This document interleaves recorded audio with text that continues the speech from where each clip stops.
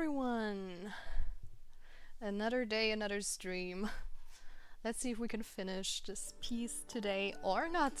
Who knows, maybe I'm going to struggle with stars again. How is everybody today?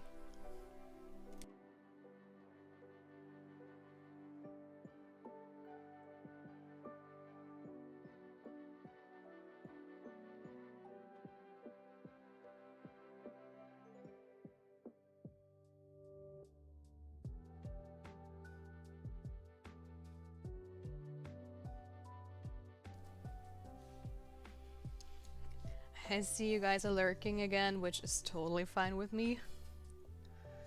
As long you're having fun and just vibe along with me, I'm totally happy.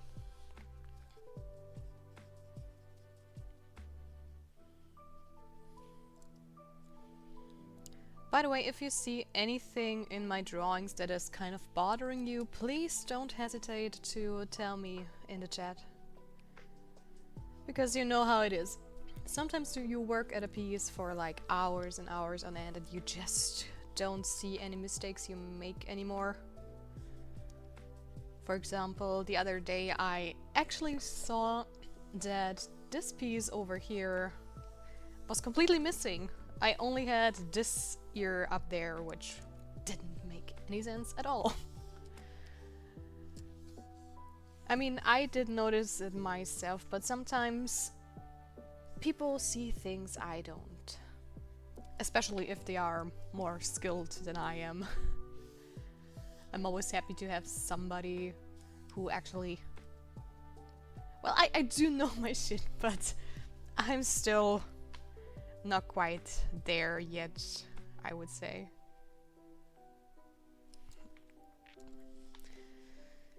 Anyways, going to try and fix this star over here a little bit. Or maybe I keep that one and fix the other. Yeah, I'm going to do that. Tiny bits and pieces that are bothering me every now and then. Anyways, whoop, wrong color.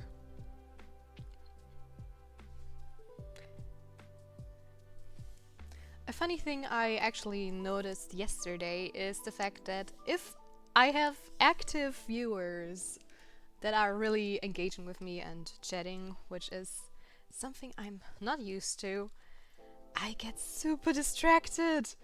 I think I literally almost got nothing done yesterday because I had user with me who was very active and talking to me, but I completely blanked out from time to time and simply didn't draw anything, which kind of defeats the point of being productive and streaming it at the same time. So I still need to get used to talking and drawing at the same time, but I will get there eventually.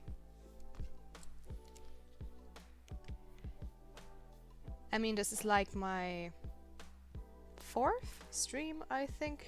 Yeah, it's Thursday, so it should be the 4th.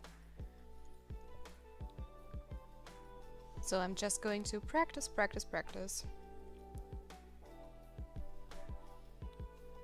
I mean, I actually have done YouTube in the past, like doing Let's Plays and stuff, but you know how it often is. Life gets in the way and you can't do stuff like you wanted to. So I stopped doing Let's Plays a long time ago and focused on my studies and work more. And for some reason, to me it's way easier to just talk and play and not talk and draw. But I guess it's just something I have to get used to. I mean, I can't remember, but I bet when I started out like playing MMOs and stuff, I kept quiet as well while running dungeons. I mean, at the very start, I was like the quiet kid in a corner, especially if I was in an English raid group or stuff like that, because I was, I don't know, too shy to actually speak up. I mean, who in the world isn't shy if a language isn't their first language and you have to grind away to get used to talking it? So that's something. So I guess you could call today a practice stream for me that I keep talking while drawing. Even if nobody's there, I mean, it's way more enjoyable if you join a stream where the streamer is actually talking and not just sitting here in total silence and meditating away at the drawing. But yeah. Either way, that's what's my goal today, basically. To just keep the flow going, to practice talking and drawing at the same time, while hopefully making not as much mistakes as I usually do.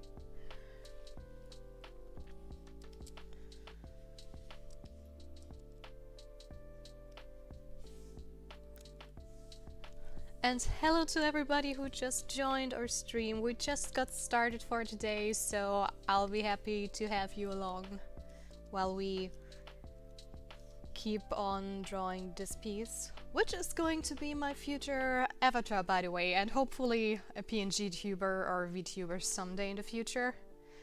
And as you can see, I just love witchy stuff, foxy stuff. It's a fox, not a cat. I know it's hard to tell with no coloring at all and stuff like that, and it's just a headpiece, so you can't really see her tail. I mean, the sketch is looking like this. I only have the background left to do and some ornament on her head, and hopefully together we will see some color today, or at least some rough block in, because I'm not yet sure what the color scheme for her is going to be. I'm going to try and keep it like in the celestial field with like blues, whites, maybe some purples, like a galaxy or supernova theme. But that's about it. I think the ornaments are going to be golden. That's what I wanted from the beginning. So yeah, we'll see about that. If you have any suggestions which I could add to her design, because I only have her head done so far, I want to do a full body design somewhere in the future. Especially when I am going to do it like for the VTuber and stuff. But I figured at first I want to do the rough layout for my streaming channel, because the overlay you see right now is very like a mock-up just to have some sort of layout while I try to figure stuff out, how everything works on Twitch, how I can add a chat, for example, because for the first 2 days we had no chat at all. And today I also changed the chat up a bit so it looks less squishy, and I also looked for a more decent and fitting font for the stream, because I didn't like the bold one I had before because it doesn't fit the image, if you know what I mean.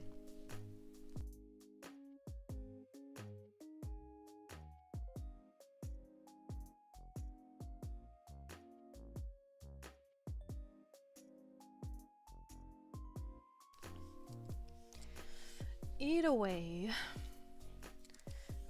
I have a lot of stuff planned for the future with my stream, because I want to make it like immersive and fun, so the theme is overall the same and stuff, and not a mix and match thing. But it was so hard to actually decide on what I wanted to do, because I have like so many interests, like a lot of people out there. I love to game, which is also something I might do in the future as well, but what I'm doing with you guys right now is more of a, I would say, a co-working stream, because I am a freelance artist and concept artist, so that's why I decided to start streaming, since I figured it would be a nice way to get myself out there, get a bit more used to drawing in front of other people.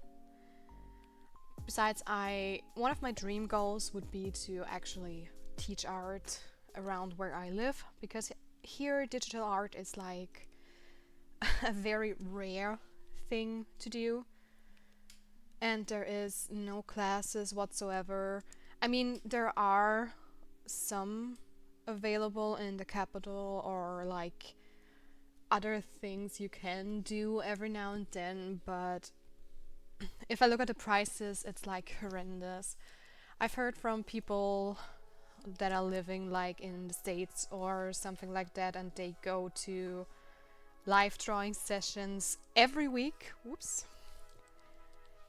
And nobody in his right mind where I live could afford to do that, because a live drawing session is so rare around these parts, and I've tried to research it, and the closest one I found is actually not that far away from me. Like, I would say it's maybe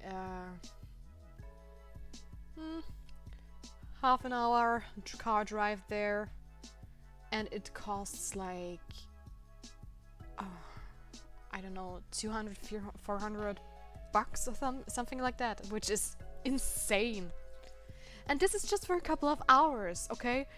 And I don't know, I just want to make this community, the art community, bigger, and maybe find a way to make it more affordable. Like, for example, I figured it would be kind of cool to have some sort of studio environment which kind of functions like a fitness studio, where you just pay a certain amount every month. It doesn't have to be much, and you can like use the equipment there, like a Wacom tablet or a Huron or whatever you put up in this little studio. And you could also organize like weekly live drawing sessions, and there's no way that everybody can join every week, so it would like be paying and supporting the community. So even if you don't go there, the courses are still available. You could connect with other peoples, which would be so cool. But for that I have to get funding and stuff, and things like that. So it's going to be a long road until I get there actually, but it's nice to have goals. So I figured, why not do some streaming while working on commissions and doing some private stuff, just to get some extra pocket money, I guess.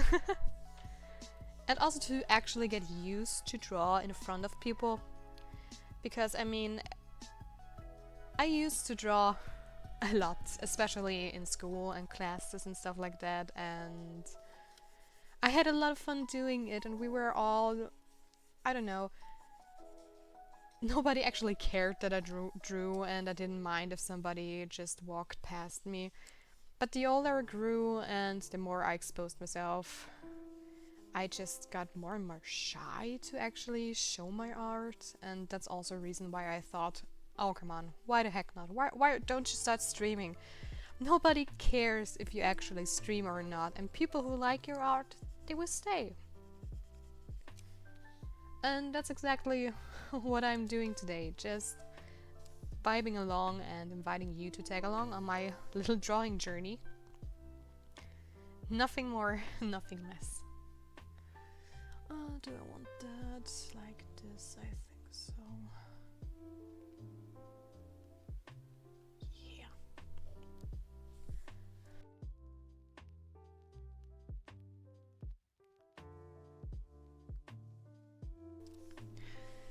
Anyways, one thing I recently came across was that I think I read in some newsletter from Twitch that they are actually planning to remove the affiliate feature, which was kind of a shocker to me at first, because I am a completely new streamer and I'm doing this more for fun, and if something comes around it would be nice. But whoa, that's not what I wanted. Why aren't you in the setting I wanted? There we go. But when I read about it a bit more, yikes, Photoshop, whoa, what are you doing? Don't do that. It actually turns out they removed affiliates so everybody can earn some money on stream, which is cool. But also I totally understand the grief of other streamers when it comes to that. I mean, there are so many people out there who really struggle to get affiliate, and who's really, well, I don't know, for some people it's a dream to become just an affiliate. I mean, being underscore or quotation marks, that's it, to be just an affiliate is a huge, huge thing. And it's something you can be proud of. So Twitch deciding to take that away from the people that worked really, really hard to get there surely is going to upset a lot of people, which I totally get. Really, if I would be somebody who struggled to get affiliate for weeks, months, years, who knows for how long, I would probably be very upset as well. But it's a good thing, and I mean, I've also heard that Twitch is kind of struggling a bit with their financials and stuff, so if that gives the opportunity for Twitch and also the streamers to like get more money out of it and get better monetized, it's going to be great. And it would also probably encourage more people to just boot up a stream and start with it. At least that's my take on it. But I guess everybody's different when it comes to things like this.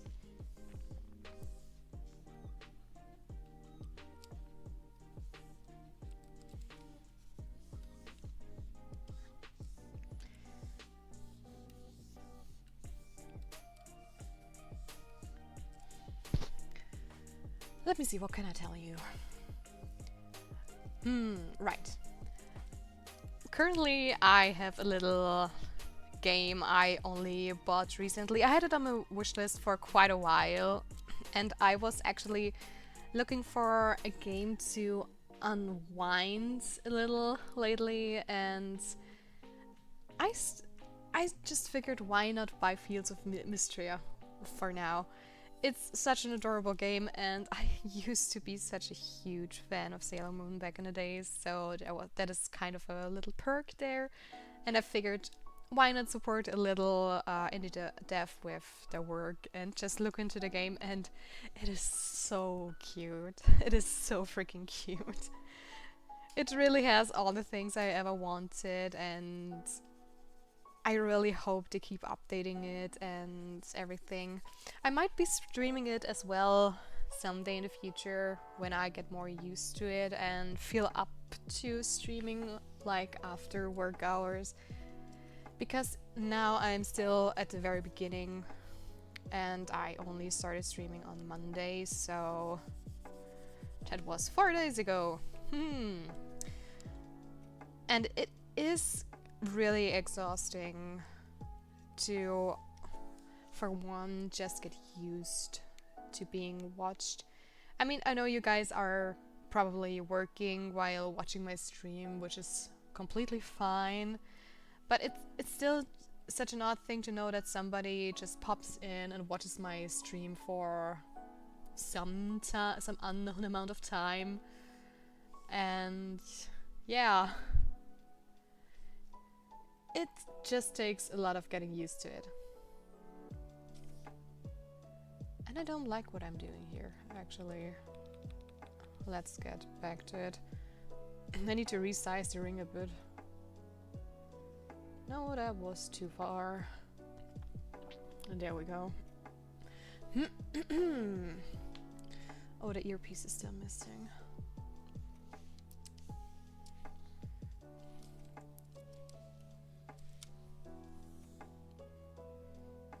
But one thing I really have to say is I completely fell in love with the playlist I found for my stream, because, you know, there is a huge issue with like monetization and stuff, especially if you are like doing VOS for your stream, which I am doing because I like to just keep the stuff in an archive so people can rewatch it, or I also want to do like shorts in the future, and that way I just have my process done basically. I mean, one thing I have to admit is I don't feel comfortable like sketching and coming up with designs on stream yet, because I like to really focus when I do my designs and, I don't know, research a bunch of stuff and I don't know, it just feels kind of wrong just sitting here and basically you guys would see nothing because I would be scrolling around on Pinterest, trying out a bunch of stuff in Photoshop, doing like, I don't know, it's not such a fun process, at least not in my case. So maybe I will do it in the future or not, but that's up for debate still. And why do I always get some tangents? Do I think that one is kind of okay? Yeah, it's okay. It's okay. It's not that bothersome.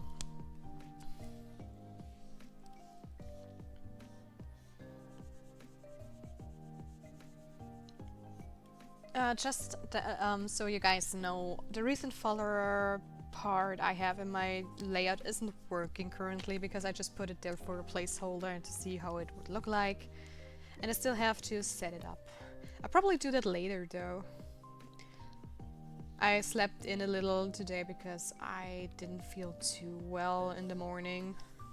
So instead of waking up at 6, which I try to usually do, I slept until 9, so I didn't have as much time to work on the stream layout in the morning. But that is going to change. I definitely am going to do some more work after I'm done with the stream for today, which is like in more than 2 hours. Because I like to try and do like 3-hour streams because that's what the people are suggesting to do minimum. And it's honestly a good amount for me at the beginning because 3 hours is a lot. Especially if you're starting out. I think the first stream I didn't talk at all or barely. I think I waited for somebody to join or to chat. I had a few friends stop by for my first stream, so that was nice, and I had a few people to talk to.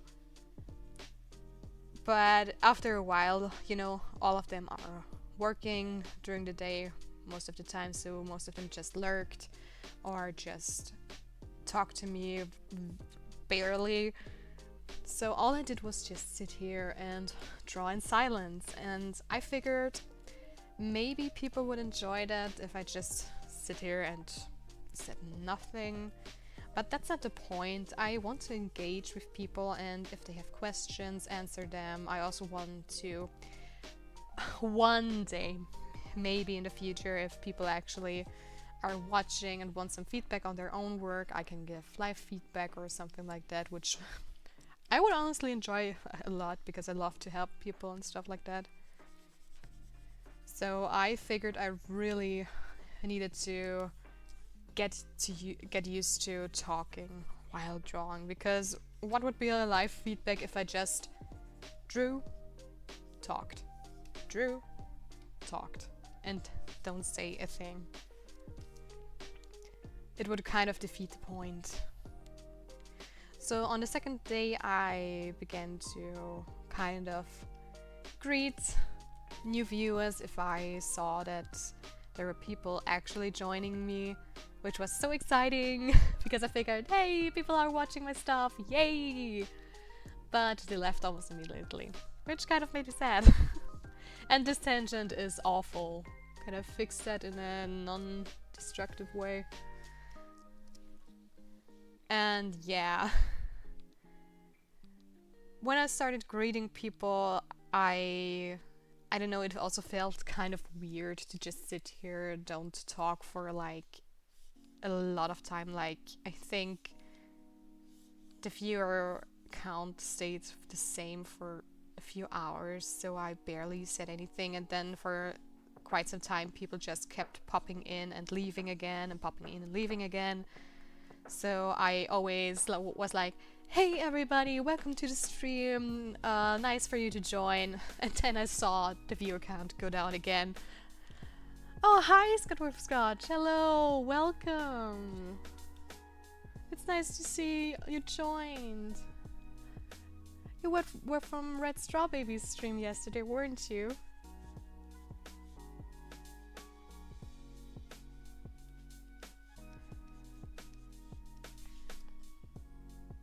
I nice. Welcome. I followed you back on Instagram and Blue Sky, by the way, because I saw it today. I didn't manage to check my socials yesterday.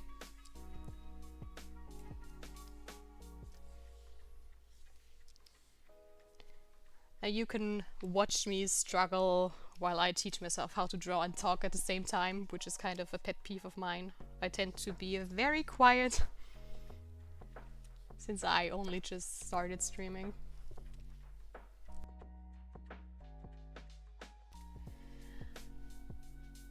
No worries, I'm more on Blue Sky these days.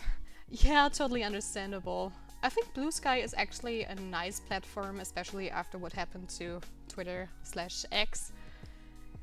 But the only thing that's bothering me is a bit the algorithm, because I struggle to find like other artists. But I'm sure they get there eventually. It just feels like the OG Twitter.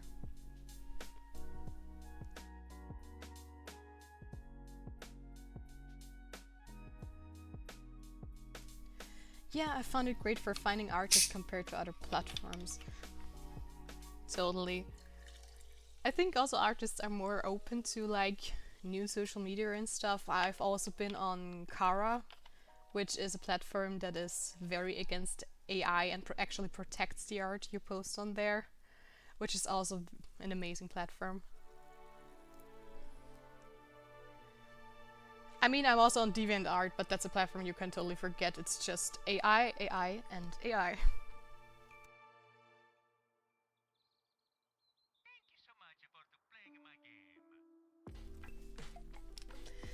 I did have a look at it. I hadn't seen much in it though. Yeah, it kind of had problems at the very beginning, I think. Like people couldn't register because they were over flooded. And right now, I'm not as active as social media as I probably should be, but I'm trying to focus on one thing at a time and just post my pieces here and there.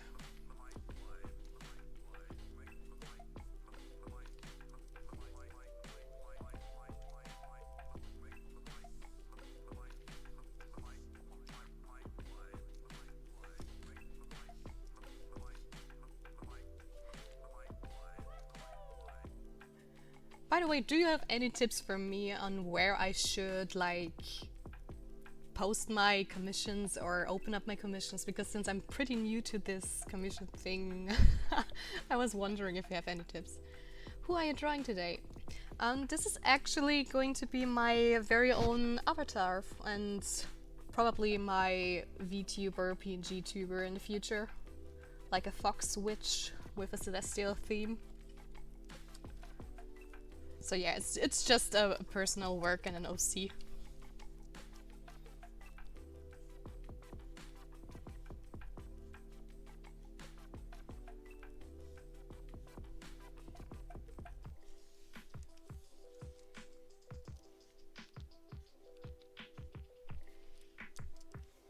Because my experience is a little different as a writer, game master, but I heard good things about coffee and vegan.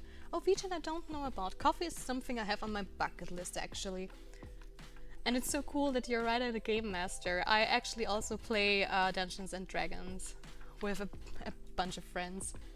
Maybe I could show you even our characters, wait. I have like 2 drawn. One is still a VIP, so that's my own, but a friend of mine commissioned hers.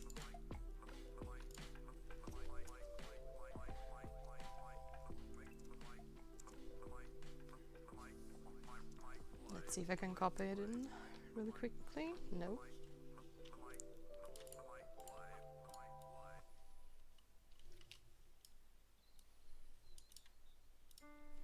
Oh my gosh, my computer is exploding for some reason.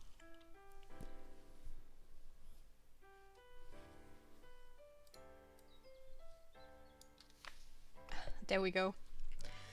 That's one of my friend's characters for a D&D campaign. She's playing like wild magic sorceress with thunder as a main element.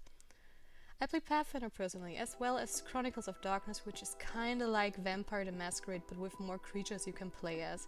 And I've been getting into Fabula Ultima recently. Oh, very cool! we're actually very new to the whole tabletop gaming. We used to do like game sessions every once in a while, just playing some tabletop stuff and things. But one of our people recently joined a D&D group and he wanted to be a game master, actually.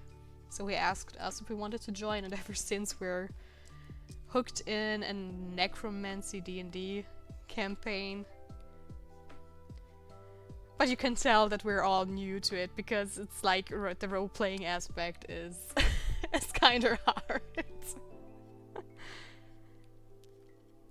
We also had a bard with us, which was a more experienced player, and you could totally tell that, and he was way more open to things and always was the first one to talk.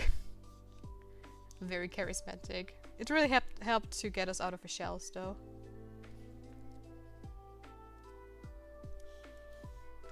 I mean, the first session was like so funny. My character is a rogue or an arcane. How's it called in English? I completely forgot. Arcane trickster, that's it. And I peeked around the corner and got shot in the face, basically, because our bard thought it would be a great idea to go into a crypt and scream from the top of his lungs, "Hello, anybody there?" And of course, me being the sneaky character, I had to be the one to peek around the corner. And yeah, thankfully my dungeon master didn't roll high, so I survived, but it could have been an insta-death if I was unlucky.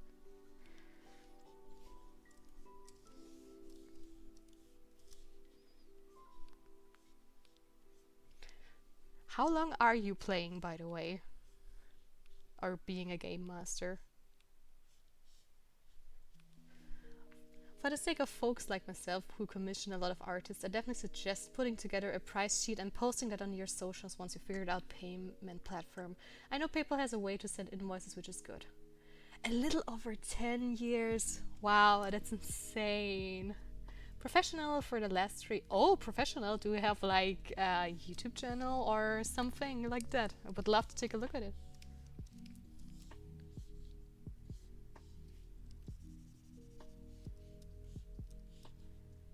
And yeah, I do my commissions via PayPal because I think it's rather easy and also safe for the people who commission me, because let's just be frank, there are a lot of scammers out there nowadays, so if people feel like I am going to scam them for some reason, they can at least get their money back. I have started playing. I run games for money. Oh, okay. I didn't know that was a thing. That's actually super cool.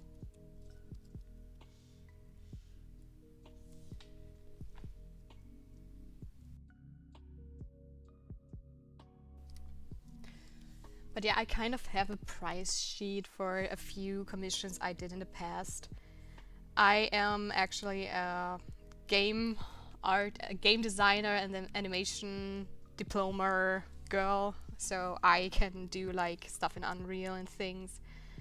But recently I decided to focus on concept art because I just love the beginning stage where you brainstorm things and come up with designs and things like this. So I've began to study it more, but I kind of had this imposter syndrome for so long that I didn't do official commissions and post my stuff anywhere. And I figured, oh come on, I think I'm good enough to get myself out there and start doing some commission work. This is my page. Okay, let me take a look at it. It's also linked to make blue sky. Okay. Let's see.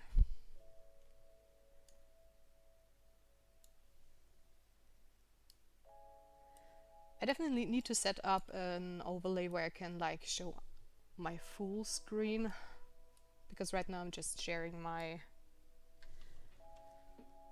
Photoshop.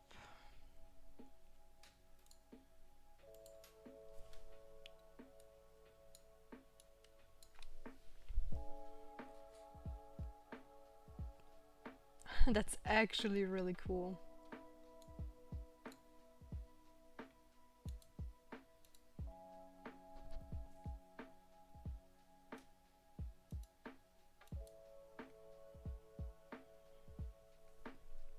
I mean, that's such a dope way of like making money as a dungeon master and a game master, because it is a skill that is overlooked so much.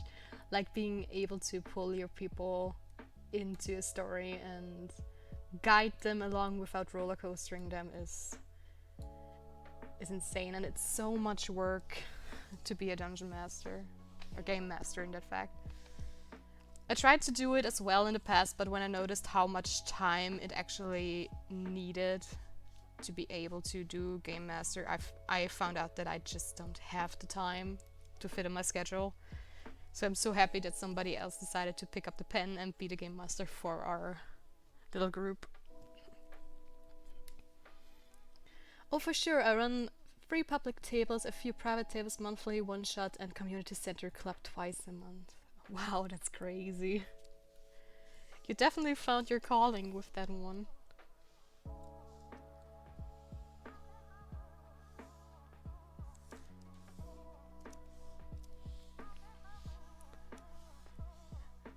But it also must be hard to kind of be able to have an overview over every single one of them. Do you ever like get confused with things, or do you have a system? It pays the bills, and it's something I enjoy doing where I have flexibility. Oh, that's like the dream, right? Doing something you actually love and enjoy and are able to do this professionally.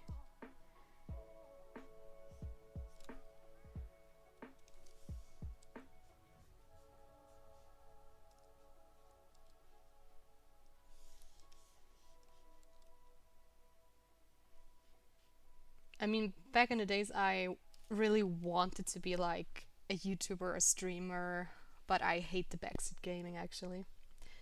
I have a system. I use a program called Obsidian to track everything, but you never totally escape the confusion. I totally get that.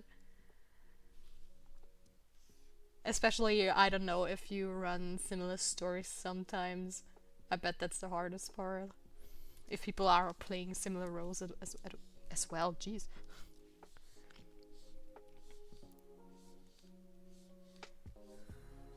Sorry if I slip up anywhere with my words, but English is definitely not my first language.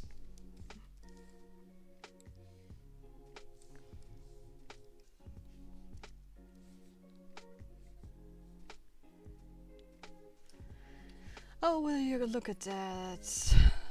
I can ban somebody. How fun. Goodbye.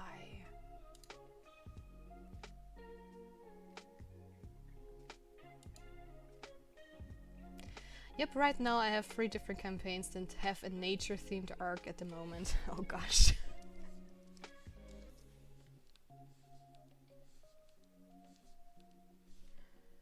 And no worries, English is my second language too. First is Scots. I get mixed up now and then too. Right, that's also its own language. It's always so fascinating. I don't know if I see some videos where like somebody actually talks Scots. It's I'm from Austria, which means my first language is like German, and I don't know. People always think like Germany and Austria and Switzerland like speak the same language, but I always I always see like Scots is like the Switzerland German thing, because it's so different. You hear that it's kind of have the same origins, but it sounds totally different, and the grammar and the words are still extremely different.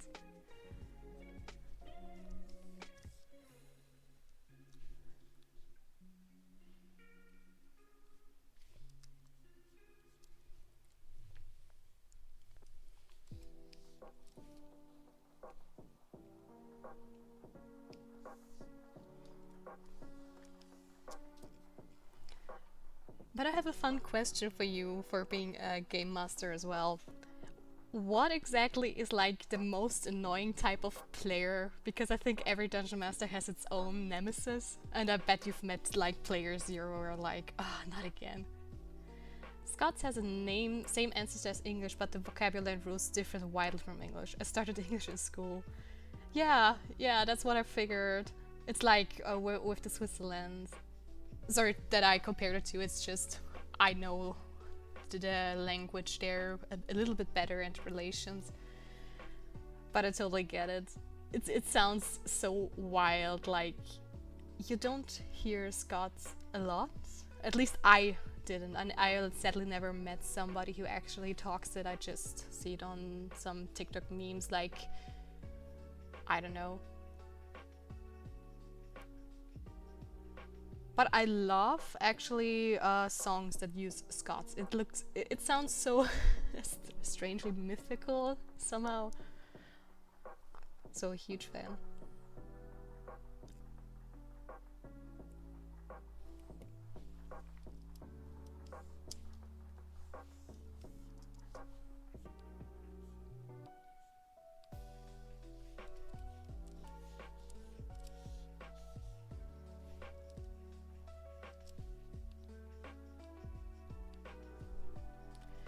So for me, it's all about consent. If somebody doesn't follow the consent and boundaries we established, they very quickly get asked to correct and leave. Yeah, I totally get that. I mentioned that one guy we had that was like a super experienced player. He tended to always interrupt us, the newer players, and our game master also had a lot of struggles to kind of keep him in check. And he would always do like things the group is not actually agreeing on, like hugging a huge owl bear, which got it it worked and we didn't get punished, and our game master is also a very nice guy who doesn't want to kill us, but that could have gone very south, and in the long run we decided to just distance ourselves from the player as well, because he didn't fit our like group vibe, and it felt like the actions he took weren't really in the sense for group play. But there's no particular player style I dislike. I can run for anyone so long as they're respectful of everyone's time and work together so we all have fun. Yeah, that's the most important thing, I think. D&D should be fun for everybody. I think I am like the annoying note taker kind of guy.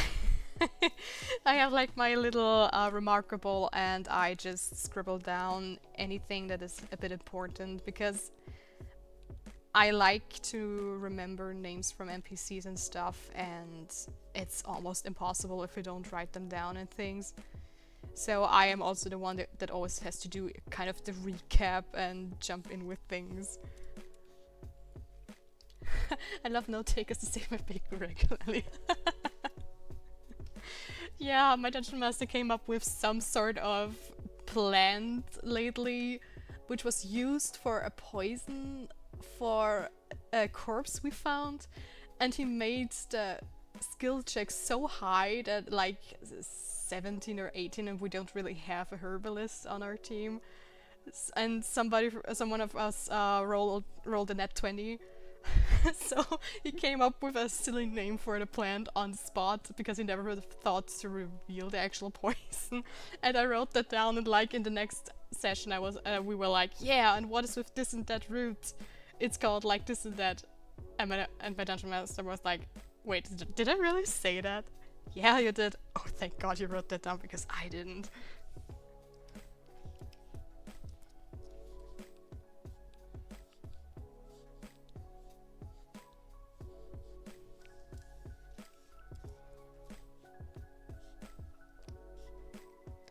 How big are your groups, by the way?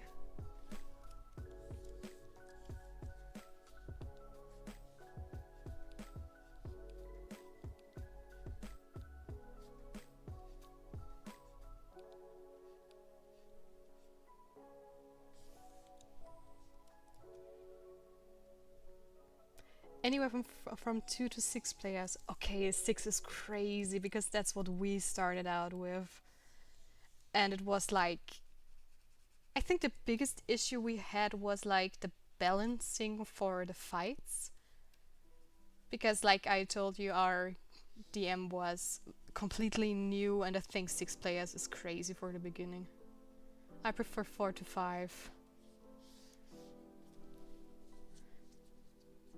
Is that the sweet spot? We haven't had a new session. Yeah, 5 balance, 5 feet balance is rough. Yeah. The first fight was like against a bunch of skeletons, which took super long. And ever since he just kind of threw boss monsters at us. But since we're a bit smaller now, I hope we're getting the hang of the balancing issue.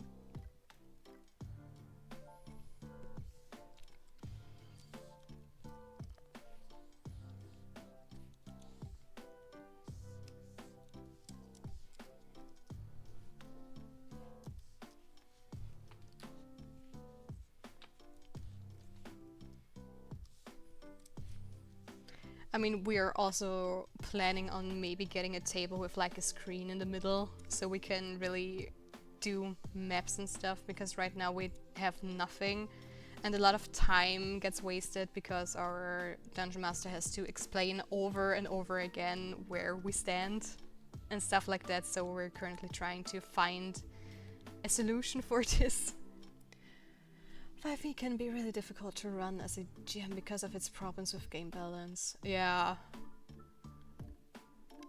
So it's definitely not for new recommended for new players then.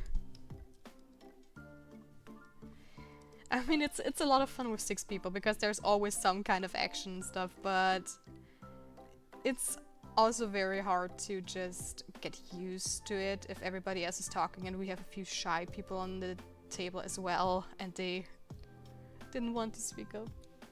It's recommended for new players, not so recommended for new games. Oh, okay.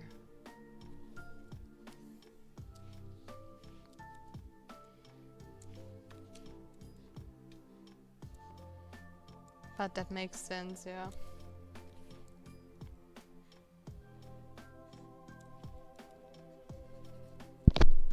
Oops.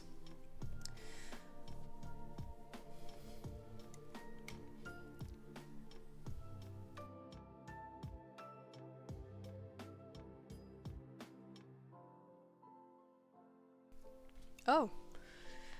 I'm just saying that I need to fix my chat a little bit in OBS.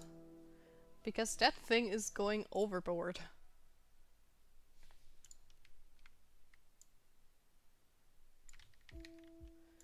Let's make it a tiny bit smaller. A bit more.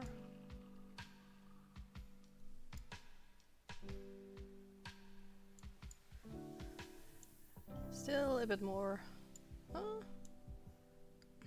That's looking good. I think that's better. I tested it a little bit before I started streaming, but it's a process for sure. There we go. Ouch.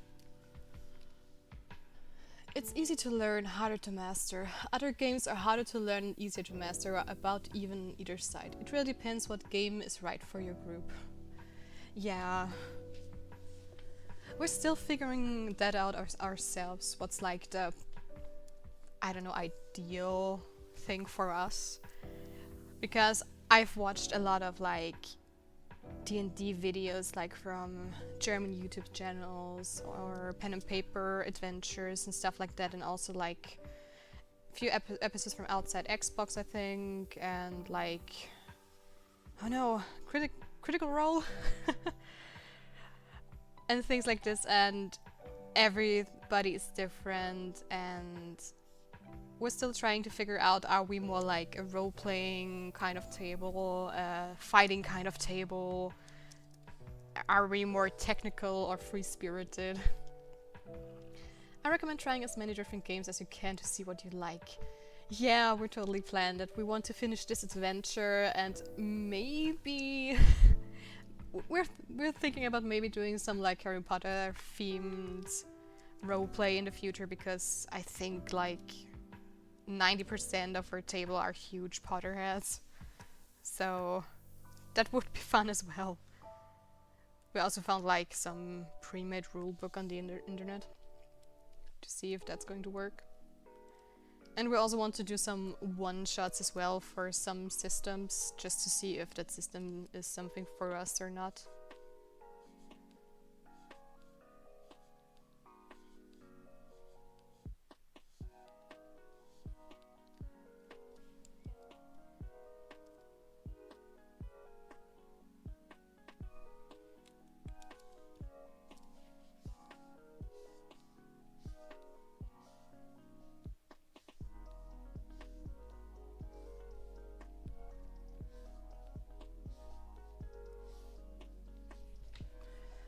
One-shots are a great way to explore new games. Yeah, totally. For our first adventure, we figured we'd try something that... And most games come with a pre-made one-shot to give it a try. Oh, I had no idea. That's actually pretty cool. Since I'm just a player, I only own the... I don't know, the books for Dungeons and Dragons, like the whole set with the Dungeon Master, Player's Book and stuff. We figured for our first game it would be nice to just try D&D, since a lot of us wanted it to try. And we're also huge fans of Baldur's Gate and stuff like that, so we figured it would be nice to just test it out, do a bit of a longer game where we can make mistakes and explore our own skills and stuff we like, and just to get used to one system at the beginning, because it's still sometimes a little bit rough to figure things out. We forget like things we can do and shouldn't do, but it's a process.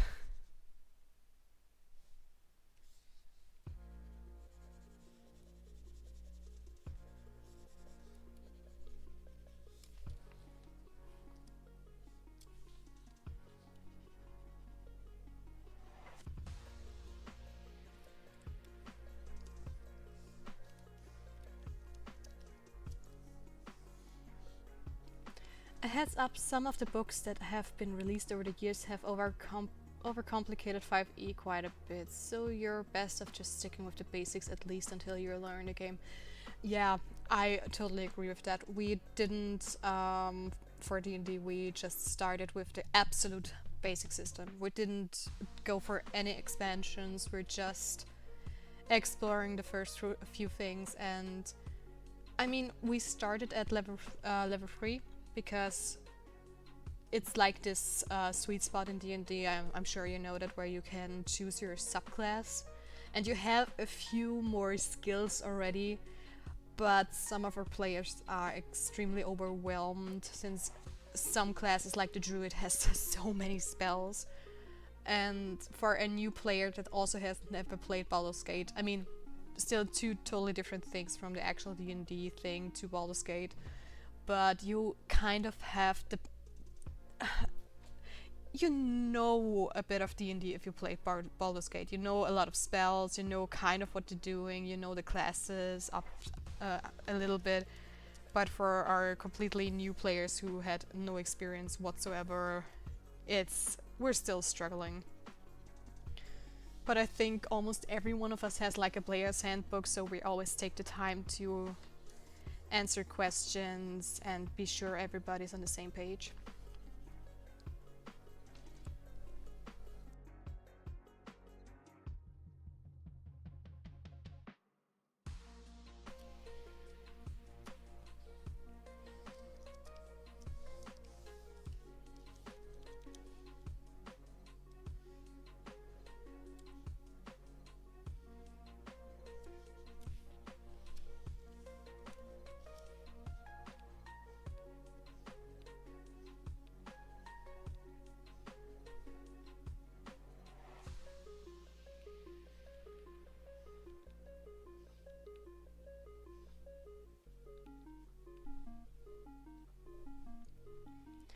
To save yourself some money, you can also get the SRD for free online. It's the absolute basics of the rules and you can just print it out on A4. SRD? Sorry, that's a short I don't know, or at least I can't remember.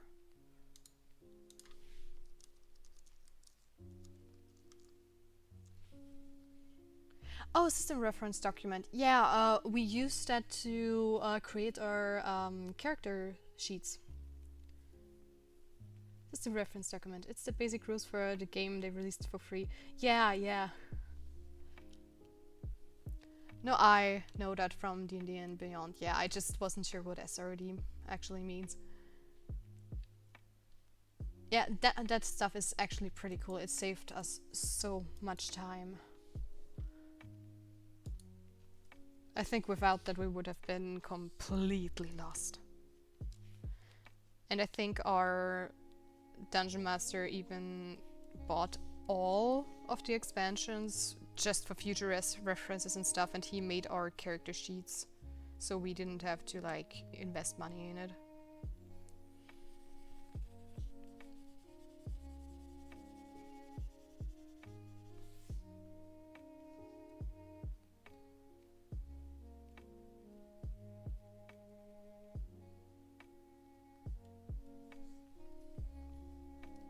But thank you so much for the tips. Those are really, really helpful either way. If you're ever looking to try some other games, feel free to give me a shout out and hopefully I can help direct you to something you might like. Oh, that would be so lovely. I definitely keep that in mind.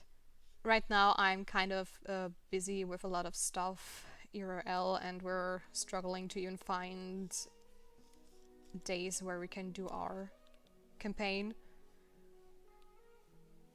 But I definitely keep that in mind for the future. Because when I get some more free time, I was thinking about maybe joining a different group as well.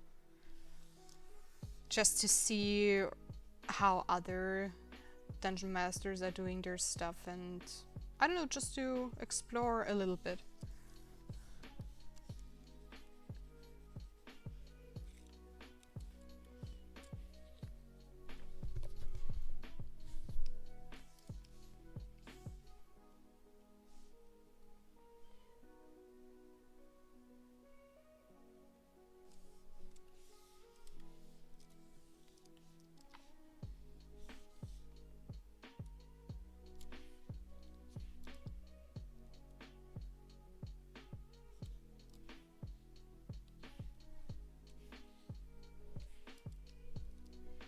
And hello to everybody else who joined our stream, by the way.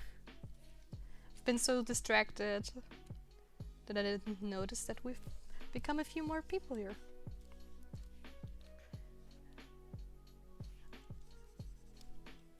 Feel free to say hi in the chat if you want to. I don't bite most of the time.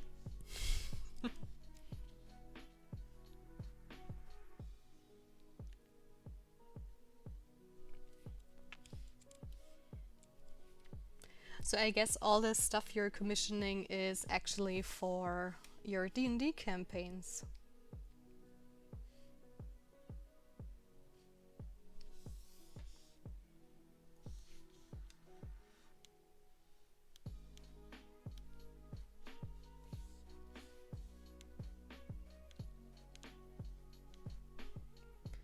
And yep, if you ever want to try Pathfinder, you have my link. There's always space, and I'm happy to barter too for artists who are time-rich, money-poor.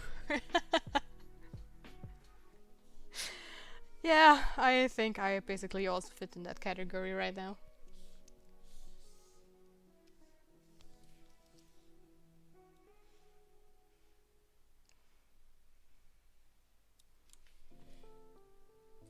Also, I would love to design some stuff for you someday in the future.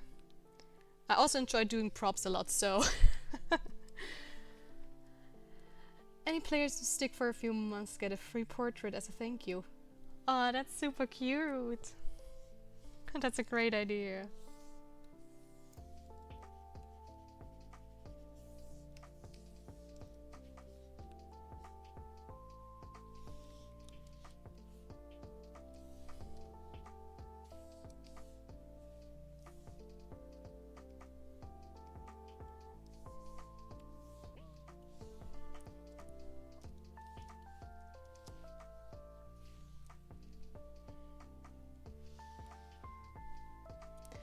currently working through a fairly hefty backlog of art though. Oh no.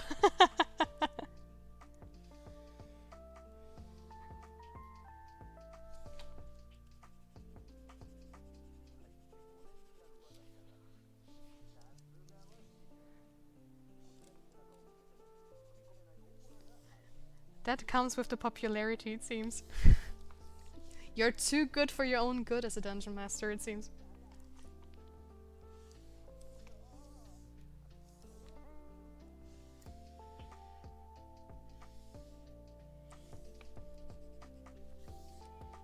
The struggles of success. Problems I wish I would have. But you definitely earned it with 10 years of experience and doing it for 3 years professionally. Or, you know, struggles of doing mostly okay. Honestly, I think mostly okay is something that is also totally fine to be. I mean, as long as you can pay the bills and you feel good about your lifestyle, there's nothing to be ashamed of, I guess.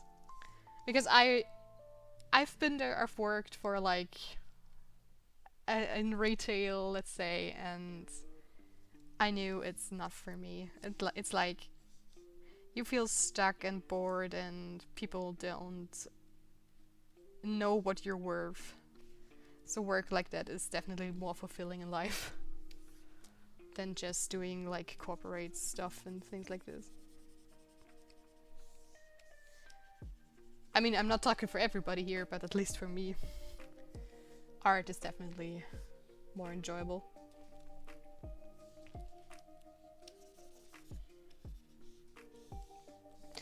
Oh, for sure. I've done jobs where I earned more but enjoyed it less. I can keep the bills paid and buy the occasional nice thing, and that's enough for me. Absolutely. I totally feel you there. But hey, the more you keep doing it and the more you figure out tricks and stuff to optimize and maybe little side hustles, the better it's going to be.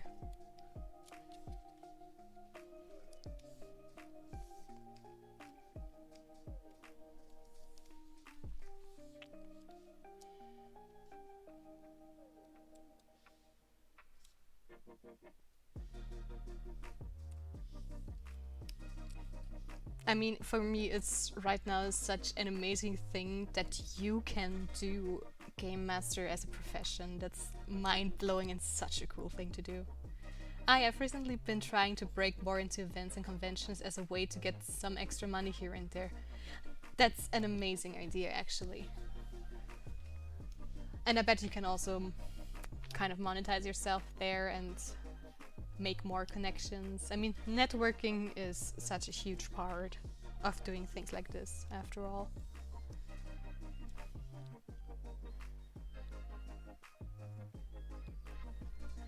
Networking is a huge part of it for sure. Yeah, that's why I figured I also try streaming, because if I didn't start streaming this Monday, I wouldn't have known today that being a GM is actually a profession. And that's like a huge payout itself already. And I will definitely recommend you as well as a game master for people I know who want to play like always saying Dungeons and Dragons, who want to play a tabletop game or Pathfinder and don't have a group yet. I practically consume art with how much art I need for games. I mean, did you mention how many games do you have right now? Did you write that? I'm not sure. Oh yeah, you did. 3 public tables, a few private, yeah. Like 8. Oh god, that's crazy.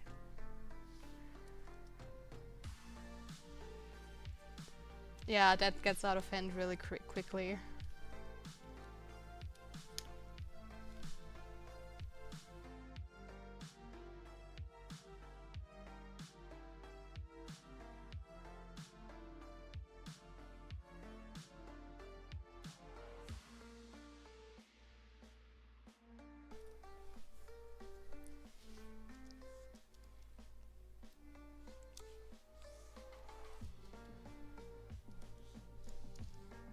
But do you also record your games? Including my monthly one-shots and community-centric games. Okay. But do you record them as well? Because I bet you can also... I mean, it would take a lot of time probably, but I guess it would also be a cool side hustle if you record the things and then load it up on, like, YouTube. If the players are fine with that, of course. Because I bet not everybody is comfortable showing, like, or being heard on the internet while playing Dungeons and Dragons. Jeez, why do I say Dungeons and Dragons? You're playing Pathfinders and whatnot. Tabletop games. Tabletop games. Not Dungeons and Dragons, tabletop games. Tabletop role-playing games. I don't record, no, but I am in contact with someone in that direction. Oh, very cool. But honestly, the way you talk about stuff and how dedicated you are, I don't think you have to worry too much about not being able to pay the bills one day. Because you like growing and searching for stuff to expand your business, basically.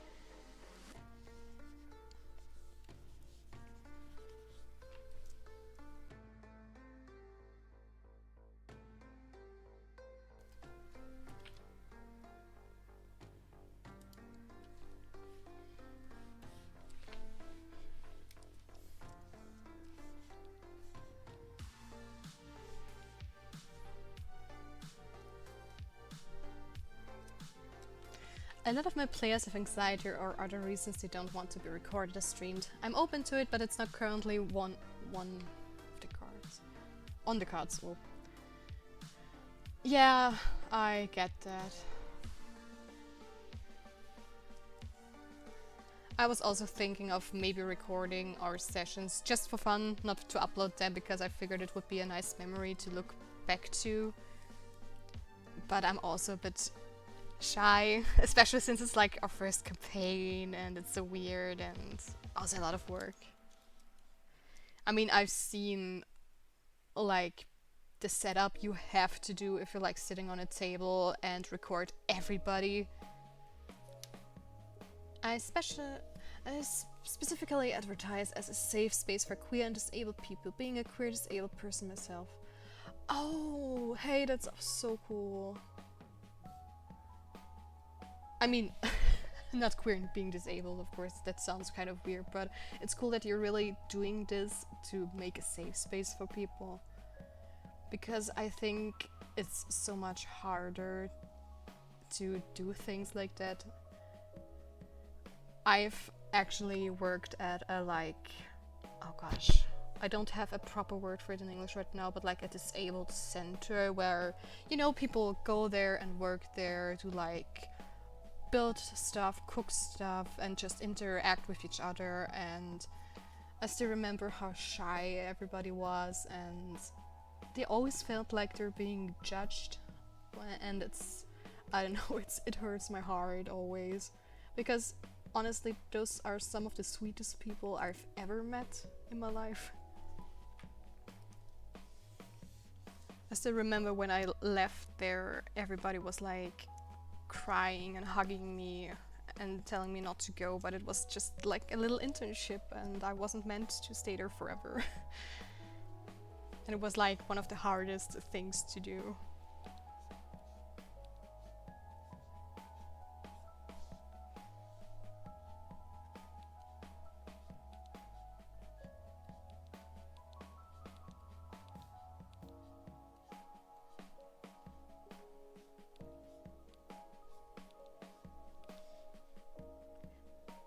Yeah, community bonds in the disabled and queer community can become very strong very quickly. Yeah.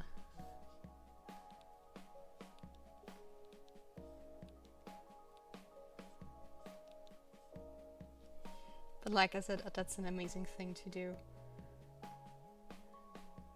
And if you can spread more awareness for those kinds of things, it's even more amazing.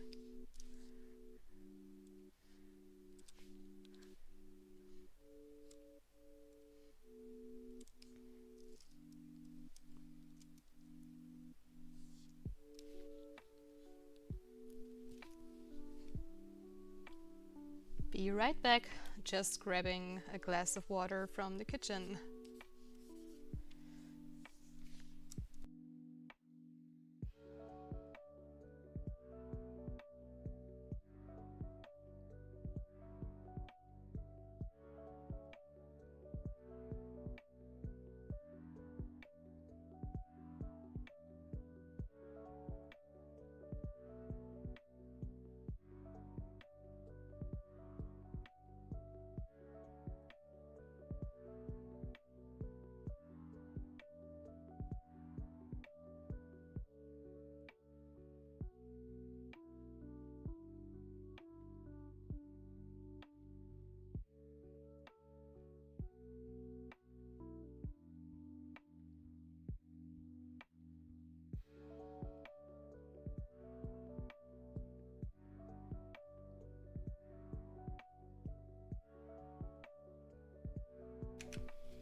And I am back.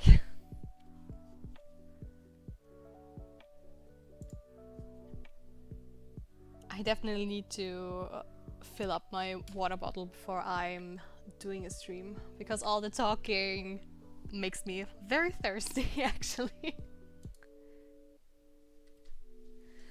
So let's see. Back to my other screen, because I have to like move my chair whenever I'm going to my main screen and back to my Cintiq, because I have a setup of like 3 displays. My Cintiq and my second screen are like on my right side of my mouse and keyboard, and I have like a tiny little keyboard for my Cintiq for the shortcuts and stuff. So I always have to like switch back and forth. Dun, dun, dun.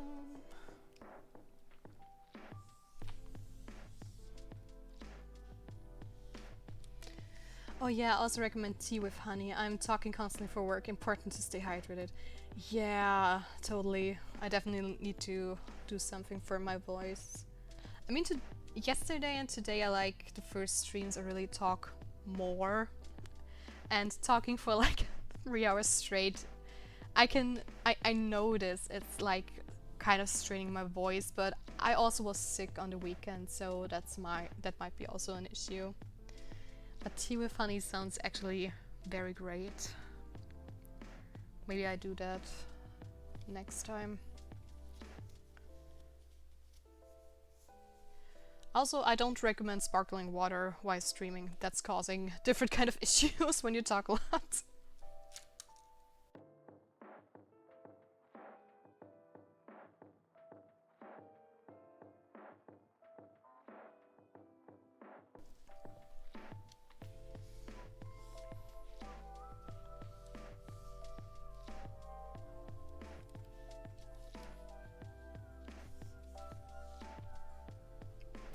I have a cup of honey tea every time I GM, just to keep my throat from getting sore. Yeah, that's honestly is such a valuable tip.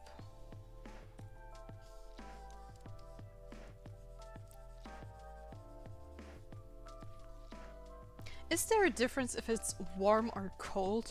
Because I think in the summer having a hot cup of tea is, at least in Austria, a little tough, because it gets quite hot.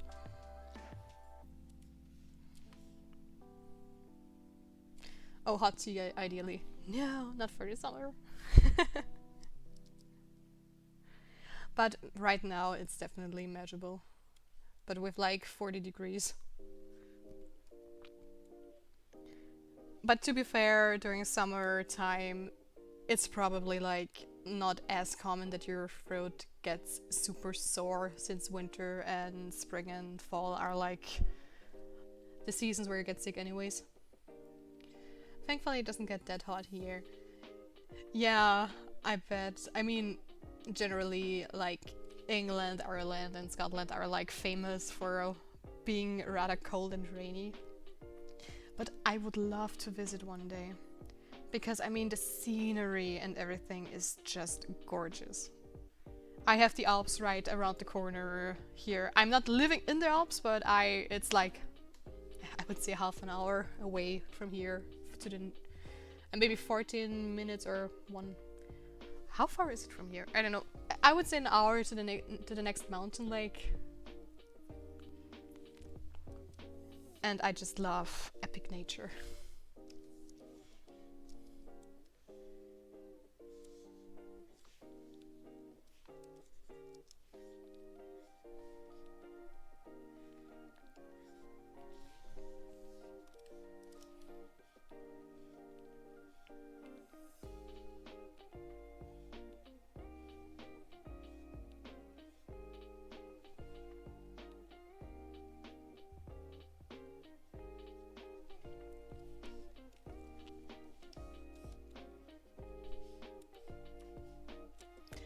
I personally live in a little village in the country and it's great. I'm about an hour from Edinburgh, so I can still get things if I need them.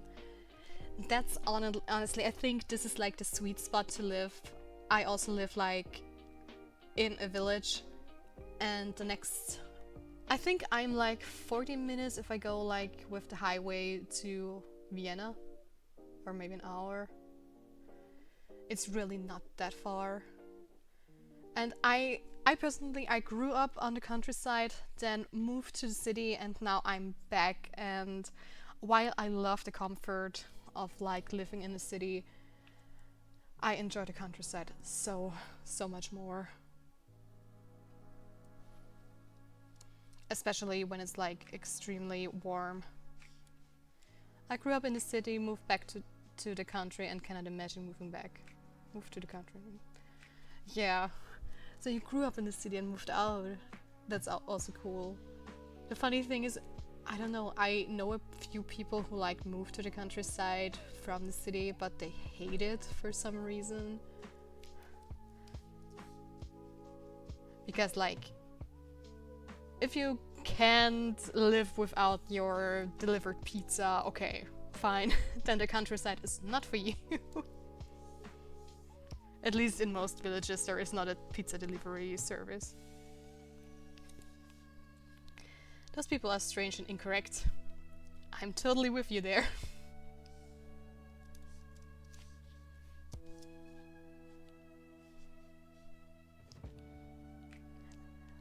I mean, like I said, everything has its ups and downs, but for me, countryside for sure.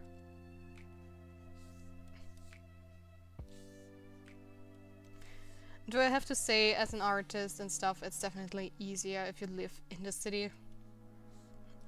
Since you, I don't know, you don't have to go everywhere.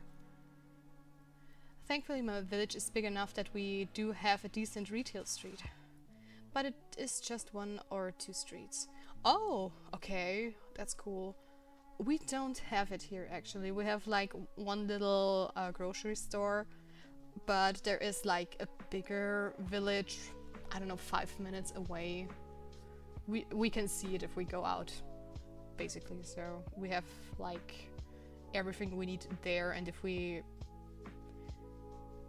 I think we're basically like in the center of like many bigger villages and cities.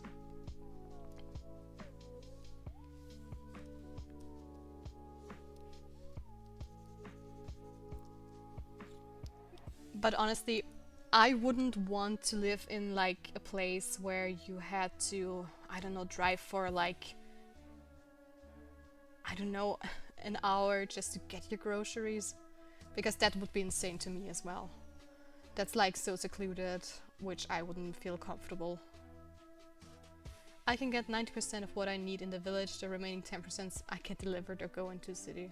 Yeah, that's totally fine, I think.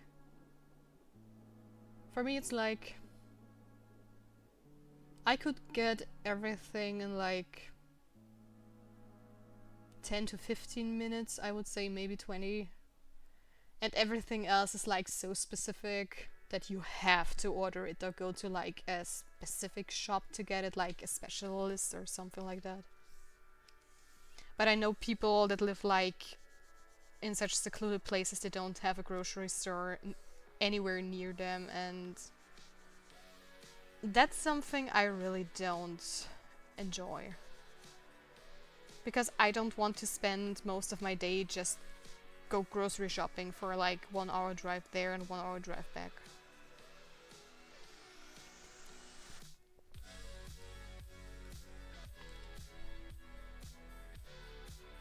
Yeah, I couldn't do that. Yeah. I mean, to be fair, I also currently don't drive a lot because I got my driving license years ago. But since I lived in the city, I had public transportation systems that were way cheaper and way better than any car. And ever since I got my driving license, I haven't driven a single car.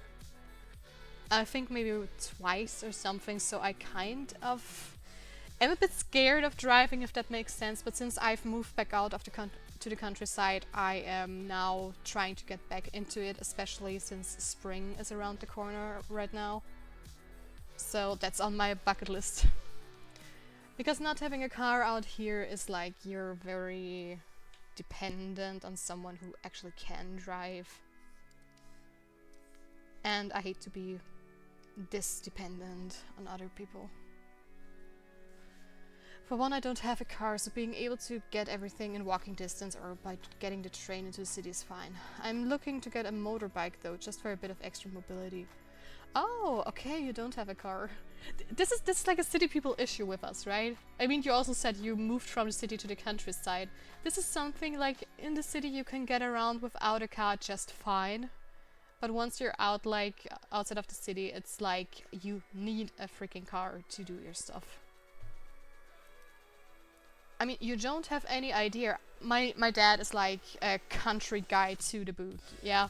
And I argued with him about why should I do my driving license now? I don't need it. I rather do it when I need it, because then I go to driving school, do driving lessons. I'm like getting into driving when I want to drive, so I have to practice. And now it's like a few years later, let's say, and I don't have any practice at all. I have to have somebody else with me for the few driving lessons, I would say, who basically teaches me from scratch again. And this is kind of insane. I mean, I haven't driven a car for ages and I'm allowed to, even though I basically forget half of the things. And that's kind of, I don't know, not safe, I guess. And also, I finally finished my line work. Yay! Oh gosh. But I think I keep the backgrounds and her separated. Yeah, line work.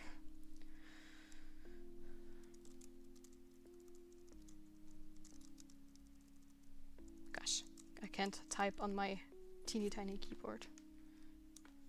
So let's see, background and foreground. Nope. I'm definitely going to keep those separate. Just in case I want to put her like in my Twitch overlay as well. You don't belong on that layer.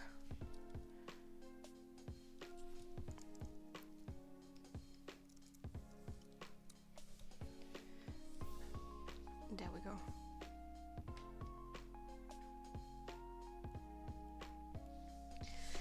Alright, that means coloring. Yay.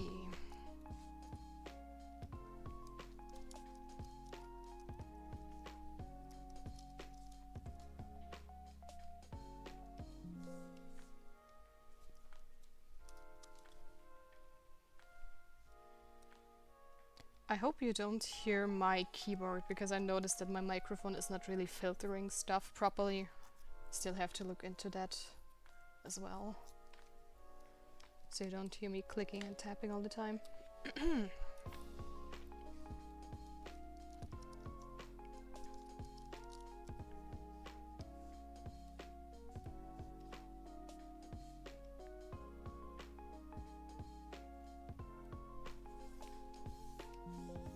Of course.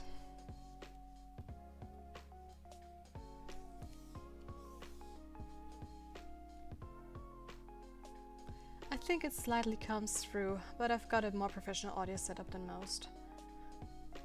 I bet. You're doing your sessions online as well, I assume.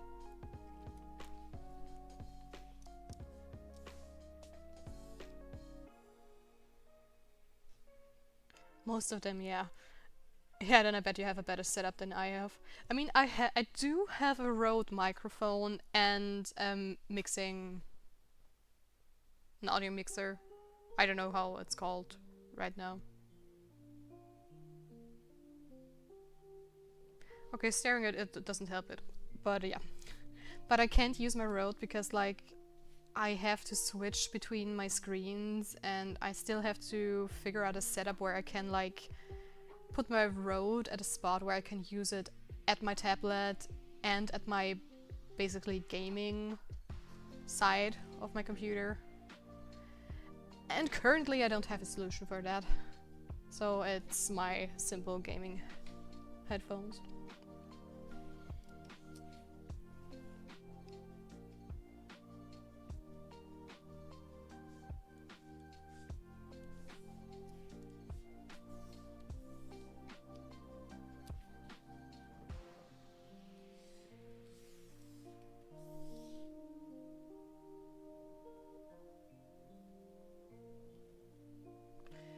I have a 2i2 studio monitors for desktop audio and an Audio-Technica mic. I shudder to think how much all of this cost me. Ooh, that sounds super expensive.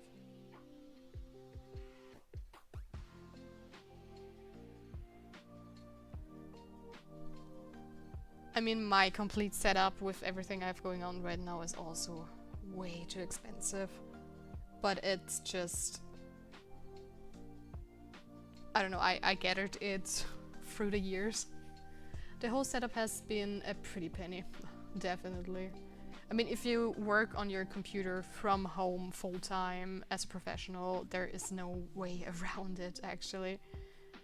I mean, I currently have an overkill setup for my gaming/working computer. Like, I have a curved 4K main screen. My second screen is also 4K because it's my old screen. And my Cintiq is also super expensive. Yeah, you just secure things over time. Exactly. But like I said, I have a Rode, which also cost a few $100. Then my audio mixing table, I guess it's the name. It's a Behringer. And yeah, also expensive keyboard or mouse and etc, etc. Also a bit of an expensive printer for like prints I want to do. It only can do A4 format, but yeah. Oh, you also have a Behringer. Yeah, I do. And a teeny tiny one though, just so that my Rode has a proper input and that I can mix and match stuff. But it's been like, I haven't used it ever since I stopped doing YouTube, which is quite a while. I bought it back in the days because I figured I might do like some song covers and stuff, but I never got around it because I was too shy to sing like in a flat, and yeah, I just never got around it. But I do plan to set it up properly in the future. Properly. Can I cheat my lasso when I do that? Probably not. Nope. Would have been nice, but doesn't work. So I have to do it the annoying way.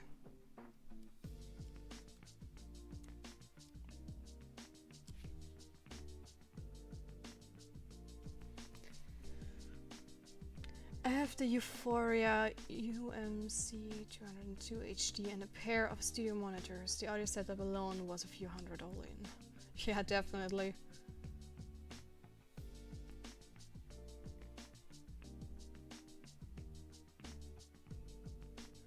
I need to up my game with the audio especially.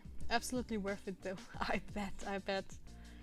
I think if you're doing like stuff like I just streaming or you do your Game Master sessions, a good mic goes a long way. Which is why honestly my own audio is bothering me so much. I listened to it like 2 days ago. I just looked into the VOD and I was like, my audio was blasting and I was really, I don't know the English word, but if you're like, if you have a spike in your volume where the mic sounds very scratchy and over the top. I hate if that happens, but it all takes time. No. There we go. I don't want to close the bottom with my lineart. How do I solve this issue?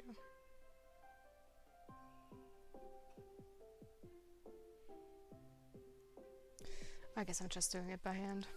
It's way safer that way.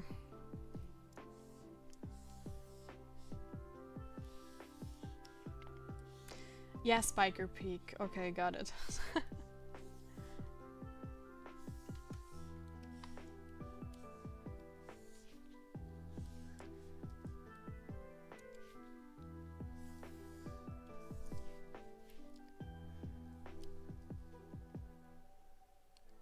I mean, I would say I'm kind of like a little audiophile when it comes to that.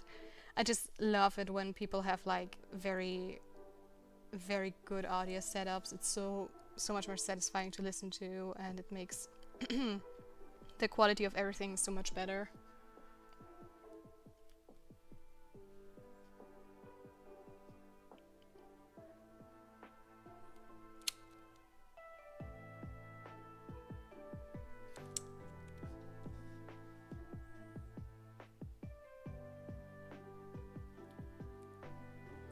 Especially if most of the experience is listening to what the person is saying. Exactly, exactly.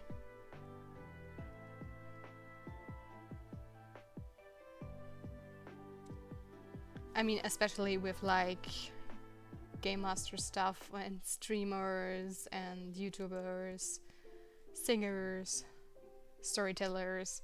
It's such a huge deal, and honestly, it's shocking to me that sometimes you like, I don't know, you watch people that have like hundreds and thousands of followers and they still don't have like a good setup.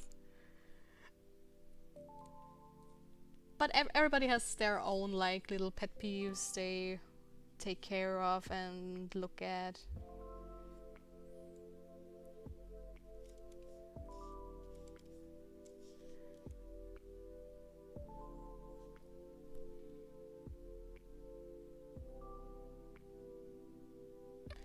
Yeah, they have like a Bluetooth headset or a snowball mic. It breaks my brain. Yeah. Especially the Bluetooth headsets are like, I hate those things. Because I do have like at least a separate audio and mic input for my microphone, because I hate those combined stuffs. It sounds worse, they make a lot of trouble, and you can't really like split both audio lines. Is it called lines? Don't think so.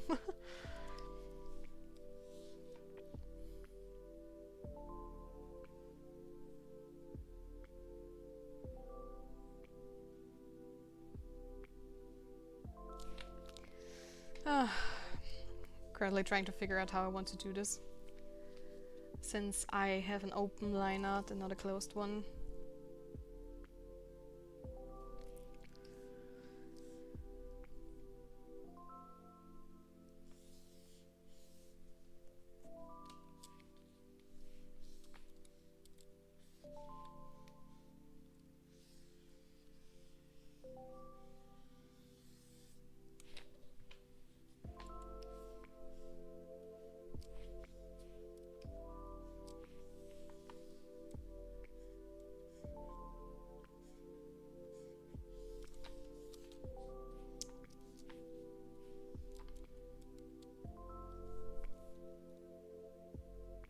Maybe I'll just close it up. Don't think it makes that much of a difference. Let's see.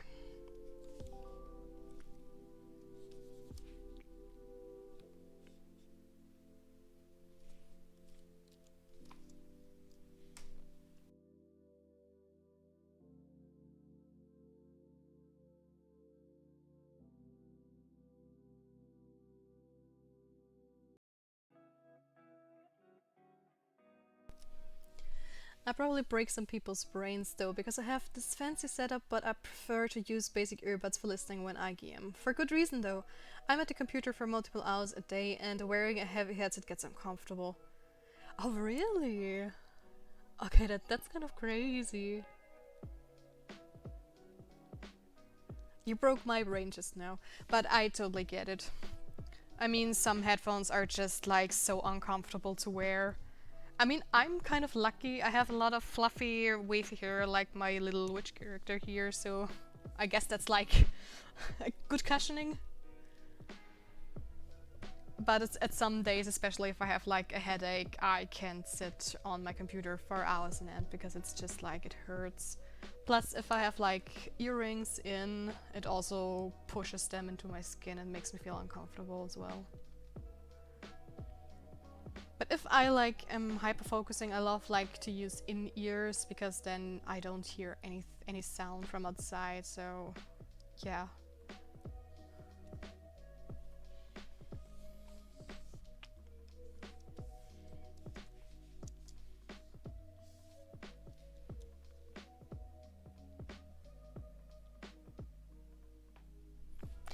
I don't like the look of that.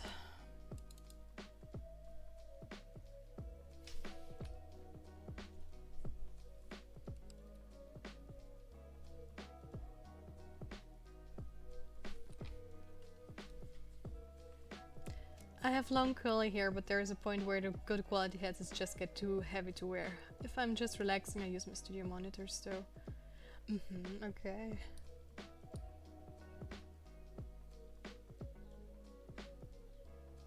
Yeah, but I guess it's also different from headset to headset because I know headsets that like they have the best quality of sound ever, but are like super uncomfortable. And then there are gaming headphones that are like super comfy, but the quality is so shitty. I love to listen to music while I draw or do stuff, and if I have like headphones that don't have a good sound or like a good quality base for headphones, it's driving me nuts.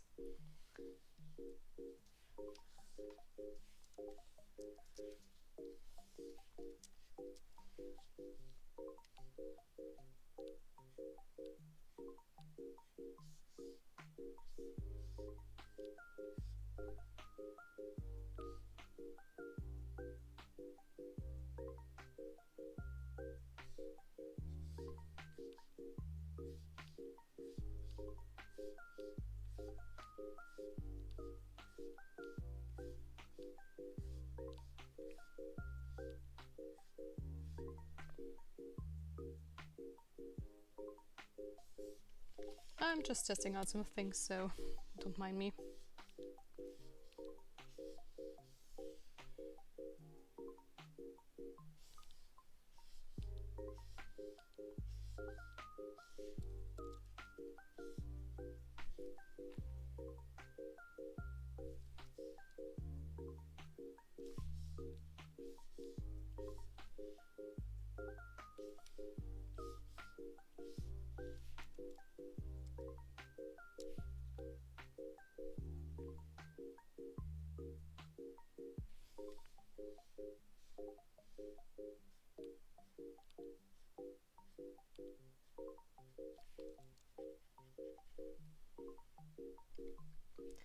I have a bunch of different headsets with varying qualities and purposes. I do want to pick up some lightweight open packed ones just to see how they are for long durations.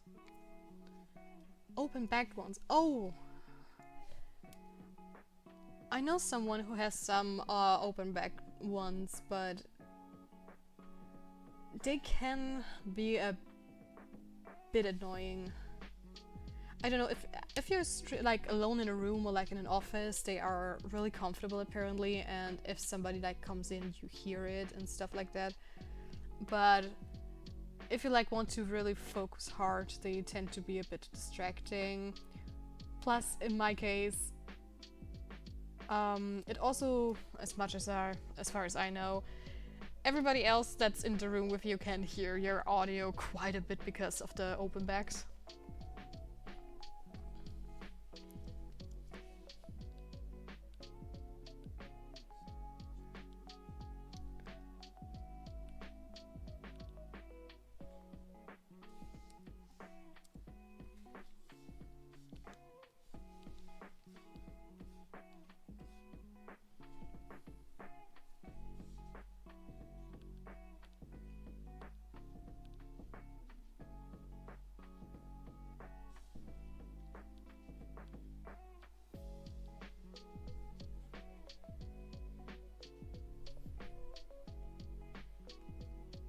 Okay, I think closing the bottom actually does look good and solves my biggest problem.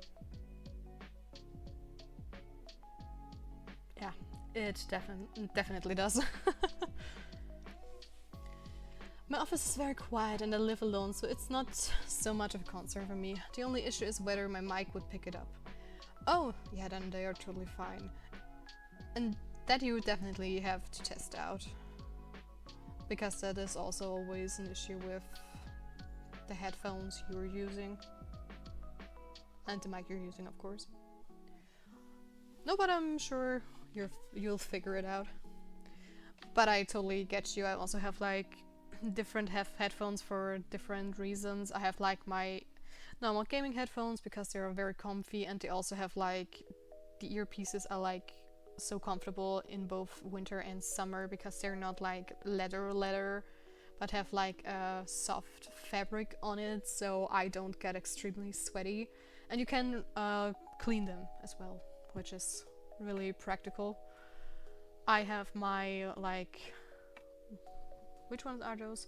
Jabra earpieces, like wireless ones for when I'm out and about or like do sports and stuff like that, or just do household stuff, because then I can just move around. They have really decent sound. I can put them on either hear through or like that they filter out the sound, so I'm totally in my own headspace if I wanted to. And then I have just some cheap wireless wire,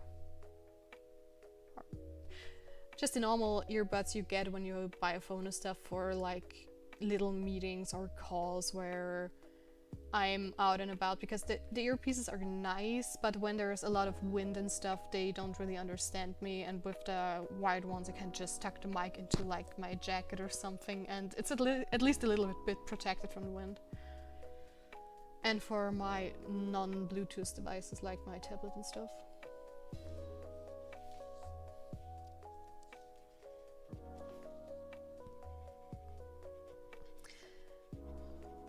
And by the way, hello everybody who joined the stream.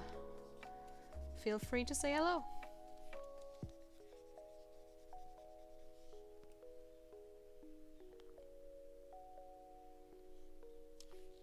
And next time I definitely have to make myself a cup of tea with honey, because I'm already feeling it in my throat, which is not good.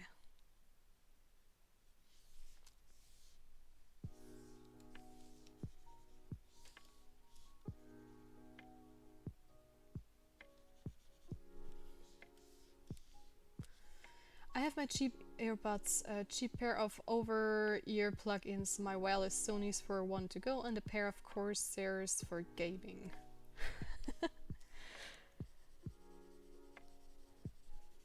Yeah, you're definitely a headphone connoisseur. But I guess that's like normal for somebody who's interested in good audio.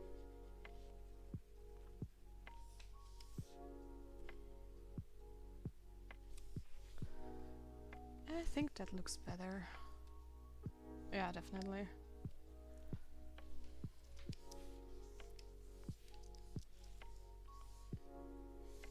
Just going to make this one a little bit longer.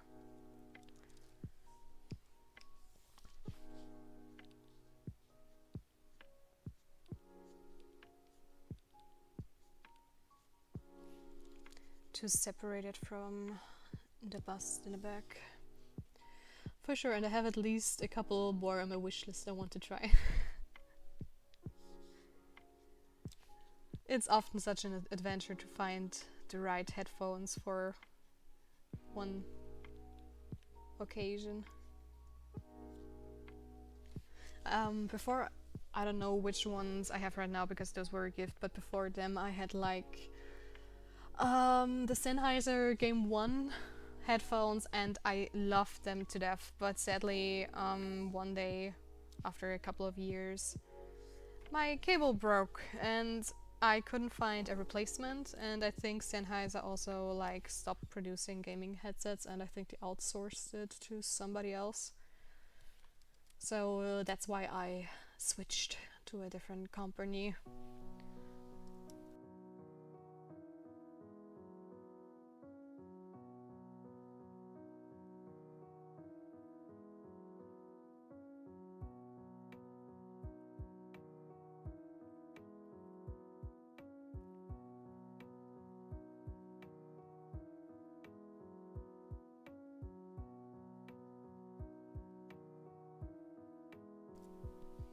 just tried to figure out what kind of headphones those are, but sadly there is no name on them. Oh no, yeah, I either want wireless or for them to have standard ports for that reason, or them to have standard ports for that reason.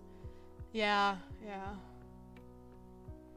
Right now I have a standard port, but I think the problem with the Sennheiser ones were like I couldn't separate it from my headphones, and these ones are like separatable, so if they break I can just plug it in and change the cable if necessary. But I'm kind of curious right now. What kind of headphones am I wearing? Realtek R Audio.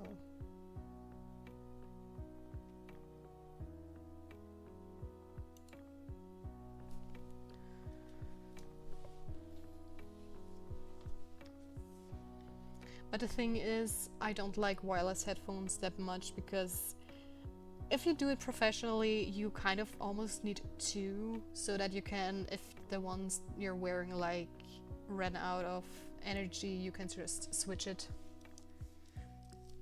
And that's like, you need to pay twice, which is something I don't really like.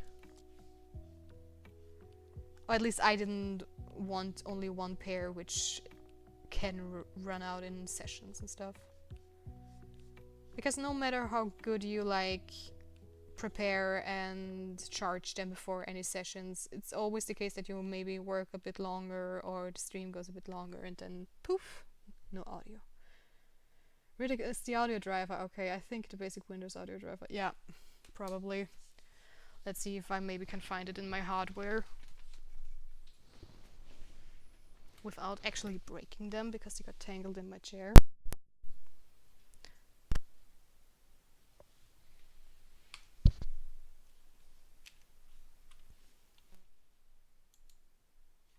And there we go.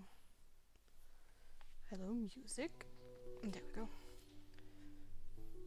It's kind of odd that there is no name on them as well, because there's none on the like earpieces or the I don't know, the thing you put on top of your head. But usually the system settings should tell me more about it. Oh gosh, did Windows change stuff again? Why?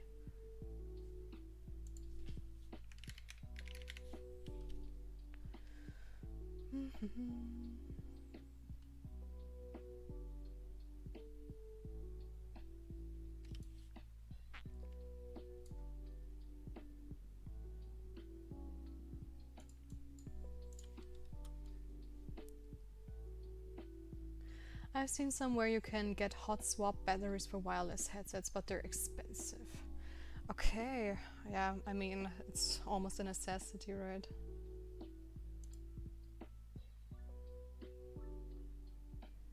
This is so crazy. I don't know, why does Windows kind of always change their settings?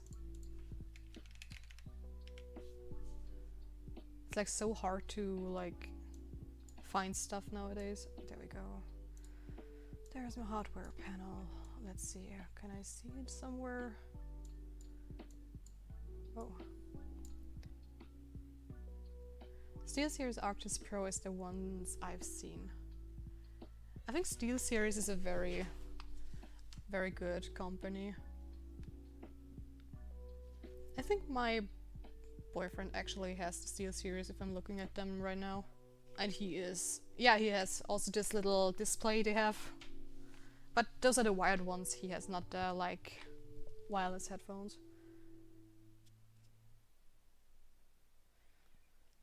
Of course, it's not in my hardware. Why should it be?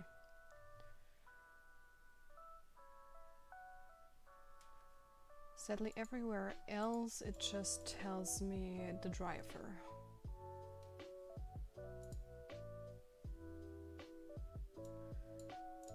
It's too bad that I don't know the logo that's on my headphones right now. Give me a second.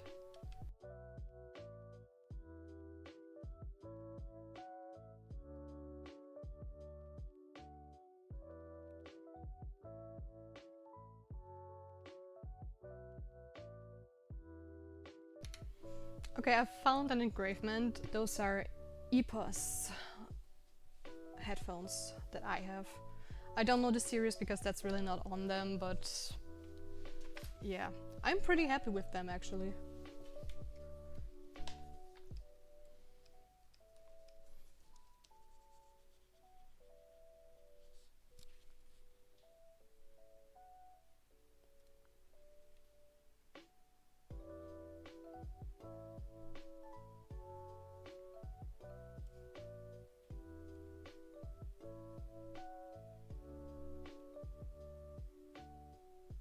Yeah, I like it more with the closed bottom, definitely.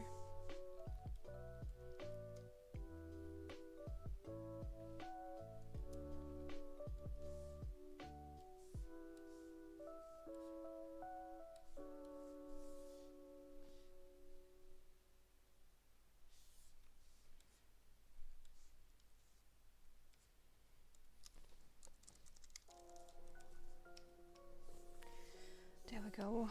Second try. That looks way better. Now I only have to do minor adjustments and not big ones. Steel Series do great audio but not great mics. Corsair do great mics, not great audio. When it comes to wireless headsets. Yeah. Would be too good to be true if there is one actual company that can do good in everything.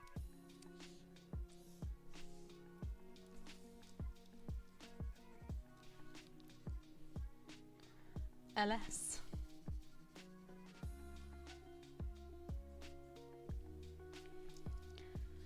By the way, I can do English very well. Thank you very much. Hello and welcome everybody who joined the stream in the meanwhile. We're just talking about audio stuff while I try to figure out my line work. This is why I bought a bunch of different devices. Yeah. There's no way around that. That looks good. It's mix and matching, and then praying that everything works together well.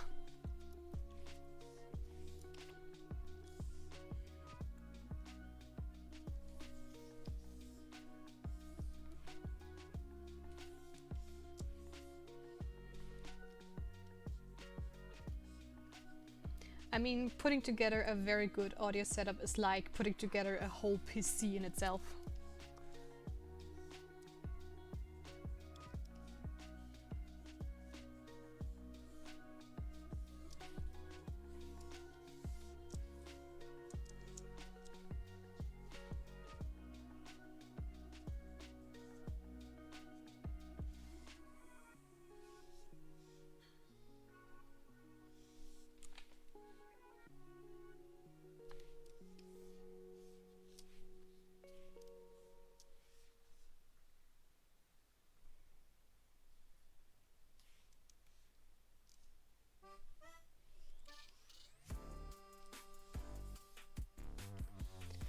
It really is, but I did the PC too. I'm actually in the process of upgrading it.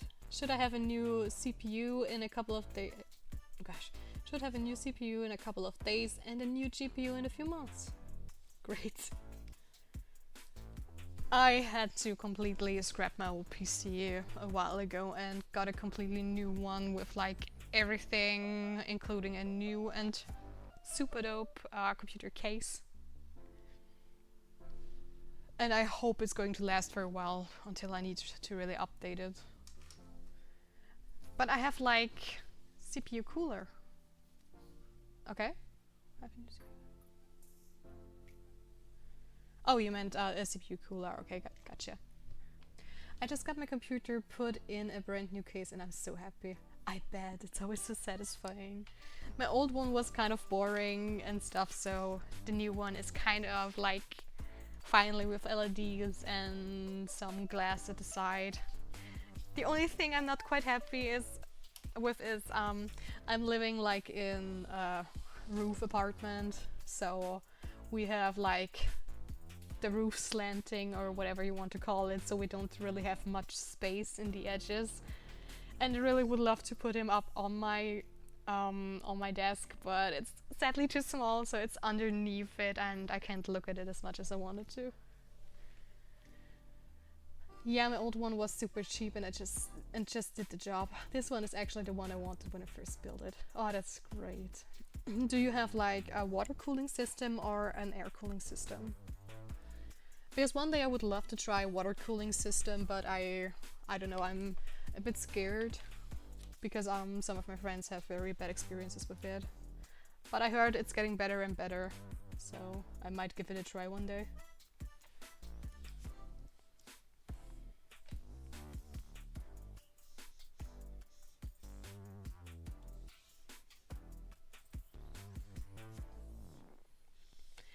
I'll be getting a Noctua cooler, so air cooling, but some of the best air cooling you can get. Oh, insane. Let's see, I'm kind of curious.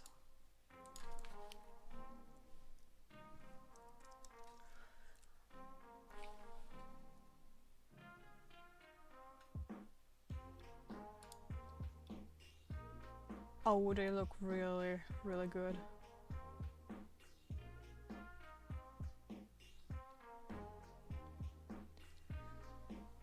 I'm still fairly new to PC building and stuff in general, but I'm always open to learn and see new things. Because if you just get into it and try to figure out stuff, it's kind of complicated. I've get one from the Chromex Black range from Noctua.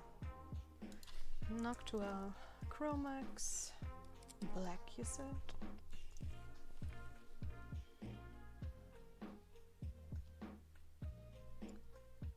It definitely looks sexy. I'm not too good with the technical details on like coolers and stuff, but I can tell they're definitely not cheap and they're going to do a very good job.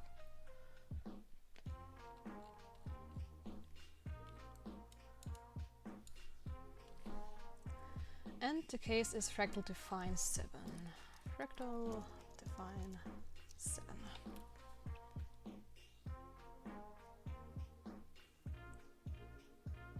Oh, I know the case. A friend of mine has the same.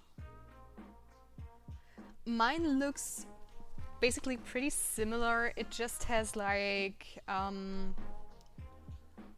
how's it called? Fans in the front as well. So it basically pulls the air through the complete thing from the front and the back too, and it's open at the top as well.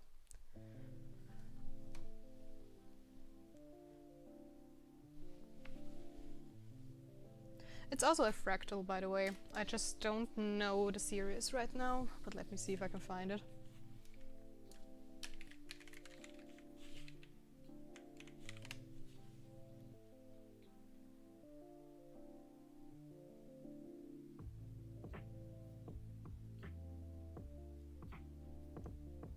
I think I got it.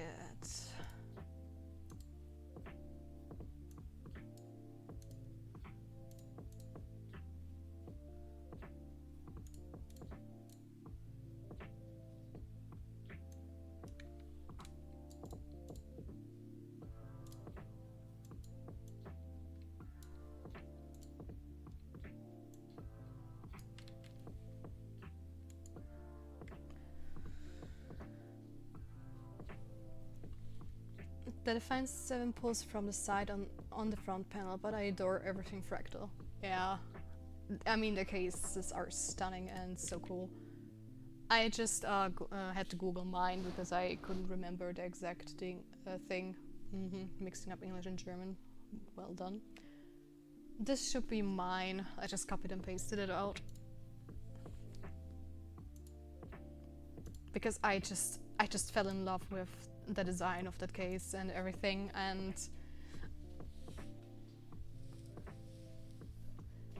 it's so cool, right? When the new CPU cooler gets here, it will finally be a fully blacked out computer, no RGB at all. Oh, okay, a purist, I guess.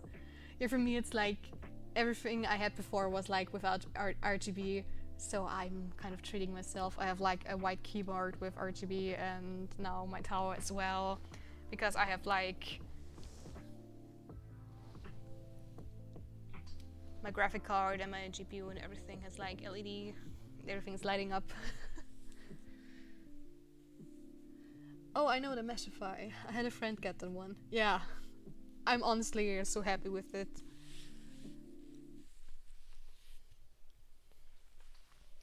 I mean, my setup is mostly white actually. I just wish I could get like a white screen and like a white wacom, but I'm not willing to pay that much money just to have a white screen or stuff like that.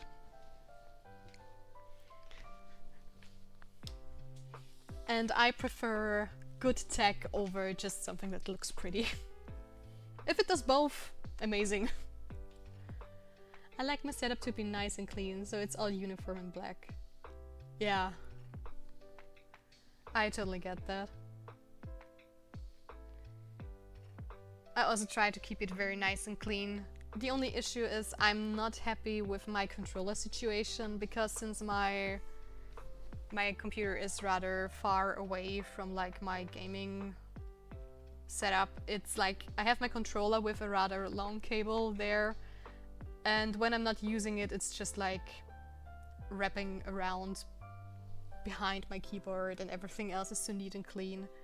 And I'm still trying to figure out a way to, I don't know, to have my controller functional. I'm thinking of like putting a holder underneath the table where it's not in the way of my legs, so I can just dock it there instead of having it laying on the table. It suits my little metalhead heart.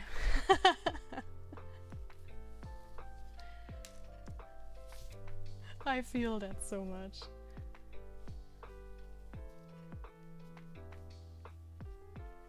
I mean, I'm not a pure metalhead, but I prefer it over techno and stuff like that. Used to be a huge fan of like Nightwish, Evanescence, gosh, words, and a few others. But nowadays I'm a lot in like video game music remix and stuff. And my guilty pleasure are musicals. Something about red doors and painting them black or whatnot.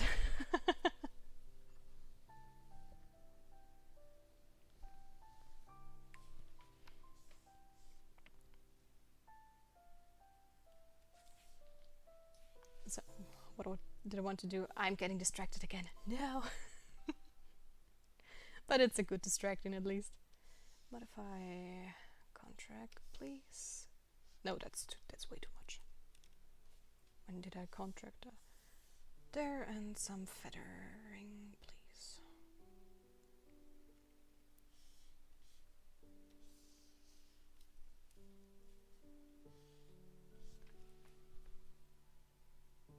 I love Nightwish and symphonic metal. Mostly I listen to prog these days. Prog? Do you have an is it a band or Opeth Dream Theater, Master, etc. Sadly, I don't know them, but I might listen to them because I love like Nightwish and how's the second one called? I bet I still have. I have another one in my mind, but it just. Where is it?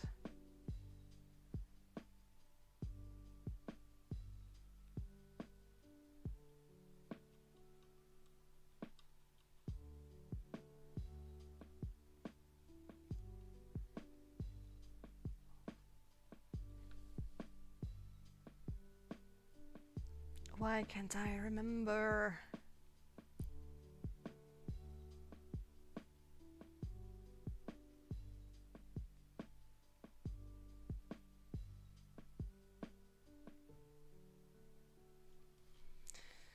Ah, dang. Can't remember right now, but well. I've also been listening to a lot of Ghost recently. Okay. Sadly, I don't know most of them because I've been like out of the scene for a couple of years.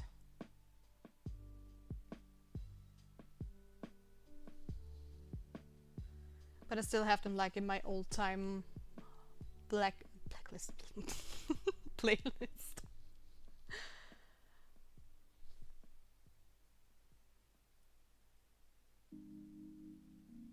But I'm always open for any musical suggestions, so I might take a look at them. Coastal like ABBA for metalheads. Okay, now I definitely have to listen to that because that would be insane. I mean, I'm a sucker for like metal covers. For like, I'm a huge Disney girl. No need to hide it, I guess.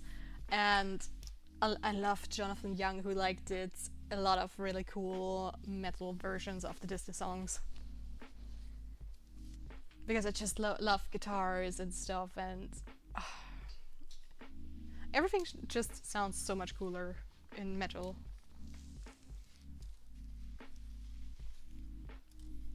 I also had like a techno phase a couple of years ago where I listened like a lot to Skrillex and stuff, but that was like 1 or 2 years, and ever since I never listened to it again.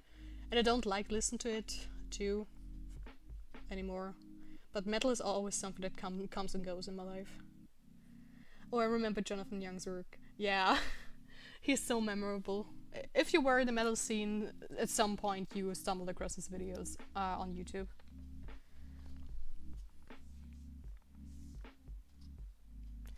So, moment of truth. Let's see if I did a good job.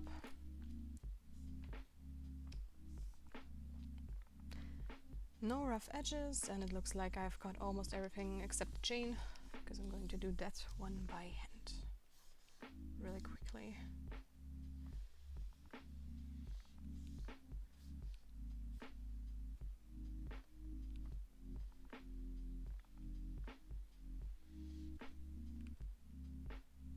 Or maybe not.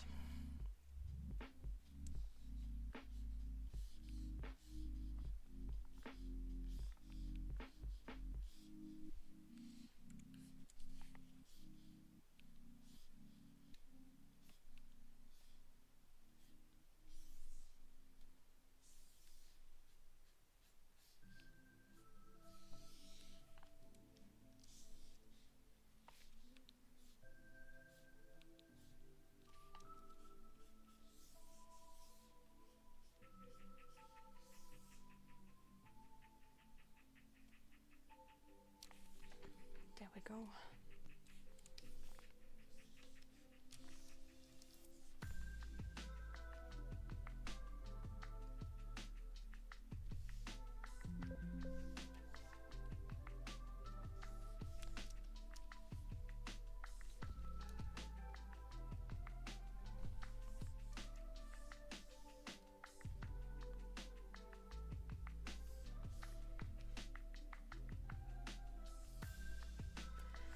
Back shortly.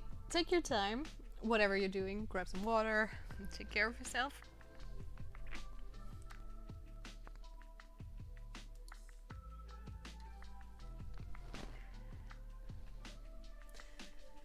In the meantime, hello everybody who has joined our little co-working stream here. I hope you're having a lovely day. And whatever you're doing, feel free to chat or just lurk around and enjoy some chill music and my silly talking.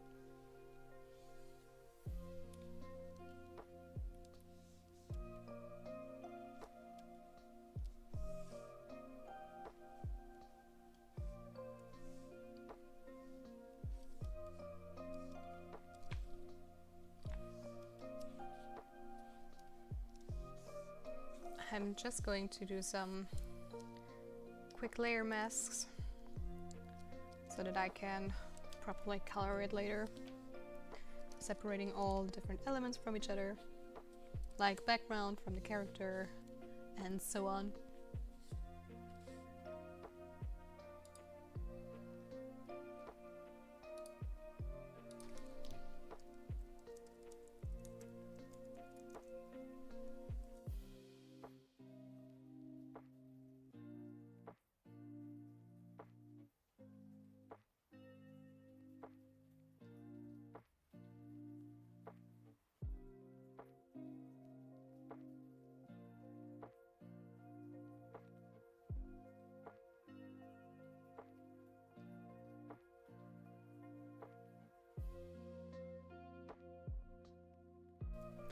By the way, don't forget to stay hydrated while working, because I always forget to drink.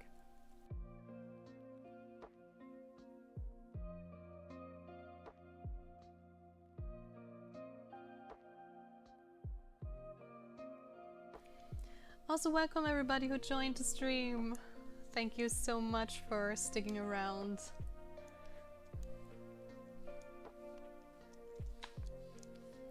I'm happy to have you all. So let's see.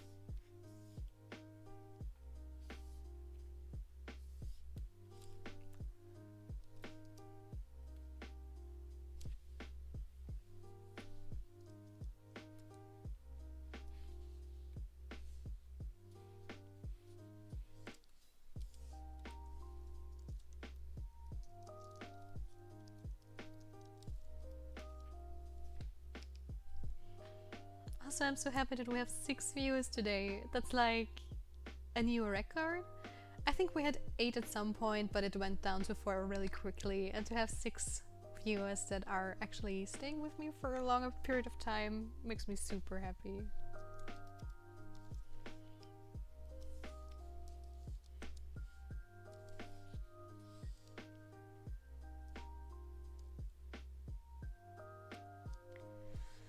So, next let's do the hair.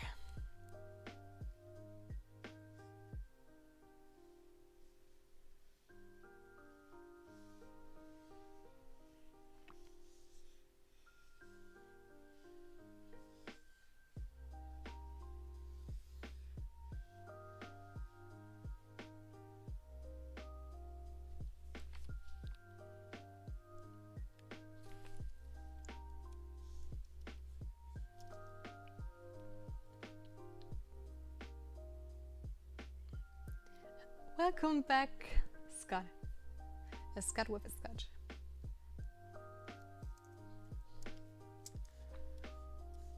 You didn't miss much.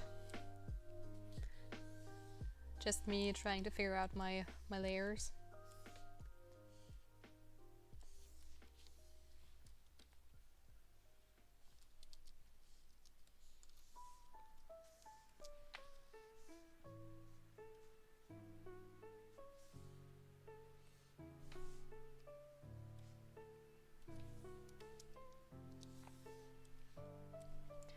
So I see the witchy vibes for the avatar. Do you have a style of characters you prefer to draw? Like Red, for example, is a big cipher nerd.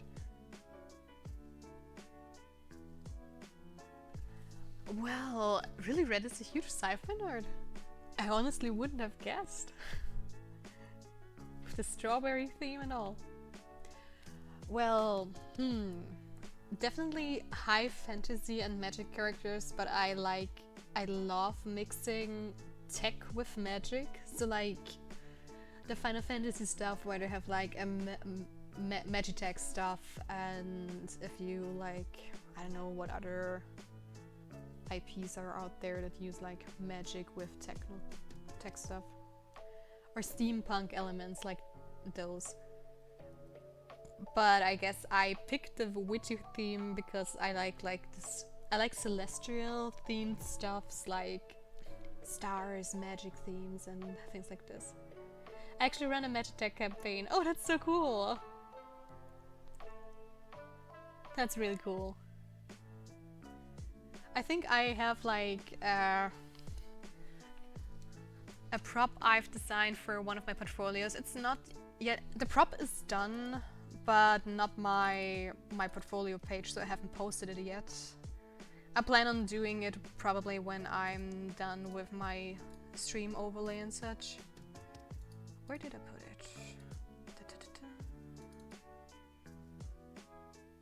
Oh. Maybe there. There it is. Oh wow. Maybe not on this layer. This is like a tech device I did. It's like a star loom, or a magic star loom that is weaving stars or fabrics. And I love this piece. It was so much fun to figure out the elements, how it works and things like this. But as you can see, I just have a small draft of how I want my portfolio piece to look like. But yeah. It is set in the world of Eberron, which was written by Keith Baker. Highly recommend if you need some inspiration. I will definitely look into it because I'm always open for Magitech stuff.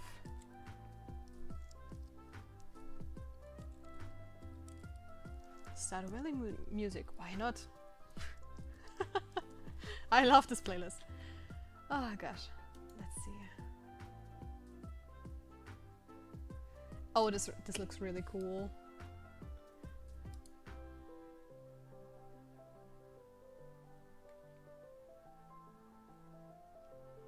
I'm seeing some fan art of the world.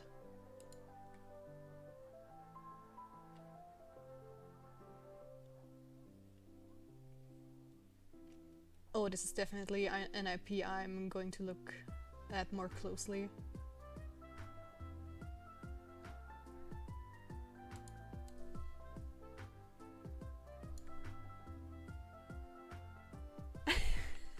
As a trick to the duo music just here. It's just there. Yeah. This playlist is actually really amazing because I just love video game music, and it's so relaxing for drawing in the background. But you know, with Twitch and YouTube being kind of a bitch sometimes when it comes to music, I was looking for like a Twitch save playlist that has some remixes in, and this one has so many cool remixes in. Like Pokemon is also one of it, or Pokemon. Don't know the English pronunciation properly, so please don't be mad. Do you have official books for D&D and community-made content for a bunch of other game systems? I personally run it in Pathfinder.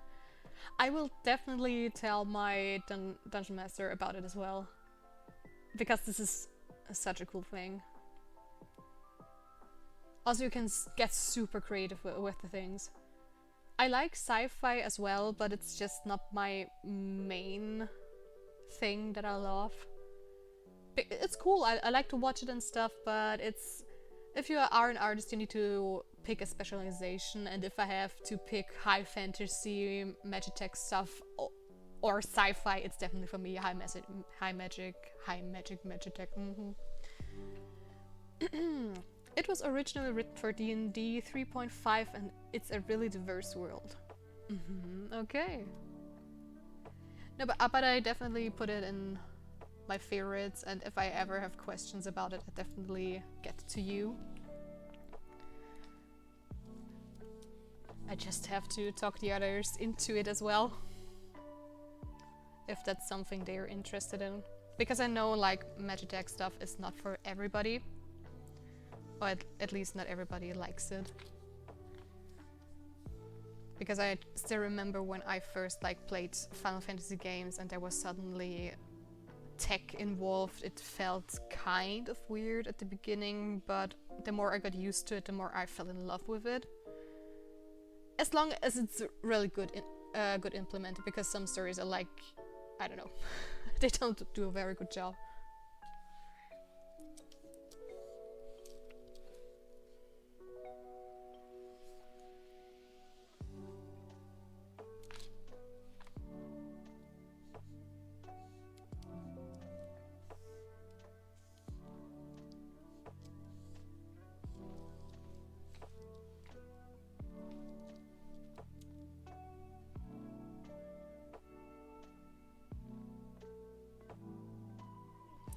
I personally run a pretty wide gamut of settings, but I lean heavily towards traditional high fantasy. I will be starting a sci-fi game probably next year though. Okay. Do you already know what's it about, or is that still in the making?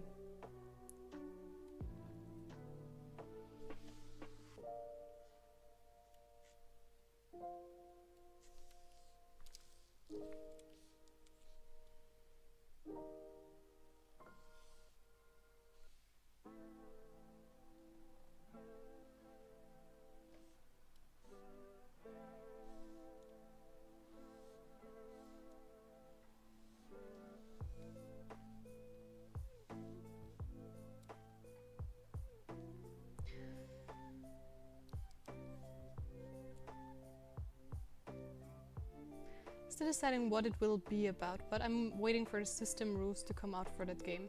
It's an offshoot of Pathfinder, but in space. Oh, okay.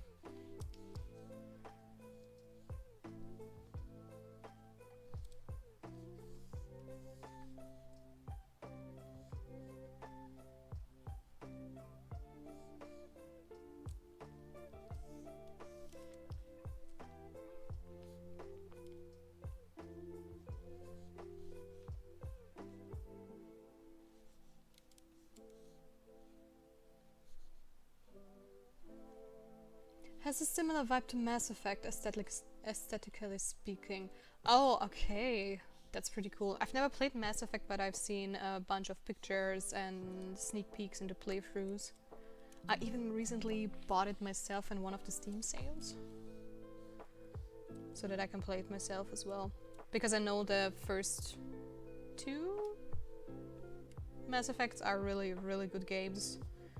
And there are one or two parts which the community doesn't want to talk about, but yeah. That's definitely still on my want to play list.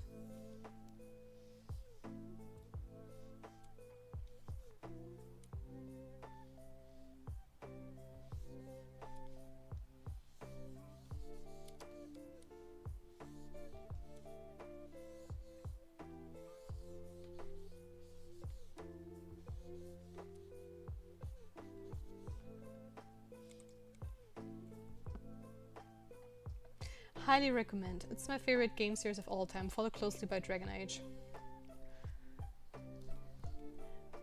You know, you're just putting me here into a bit of a spot because Dragon Age and Mass Effect are both on my I want to play list. And I sadly have to admit I bought the newest Dragon Age and have played it, and not the past parts. But I will get there, I already bought them as well. I just want to finish Cyberpunk first before I start up a new, really big RPG. I also want to finish The Witcher 3 before the 4th part comes out, but I doubt that I'm going to play the parts that came out before that. Because I tried to start with Witcher 1 and... oh, the controls. It didn't age well. That's fair enough, and Witcher 3 is another favorite. Yeah. I began it multiple times, but I somehow always something came up so I couldn't play it. Or I'm the type of girl that if I don't play a game for a long period of time, I like to start a new playthrough. And yeah, that's that. Besides, lately I've started to play most of my games in hard mode because I don't know, it's just a lot of games just feel too easy nowadays and it's just a bit boring. But some games are just, I don't know, their hard mode feels like trash because it's not made for hard mode, and it's like in some games you can just see that the system can't handle the things they're throwing at you, which is totally dumb. Or it just doesn't feel like it's well balanced.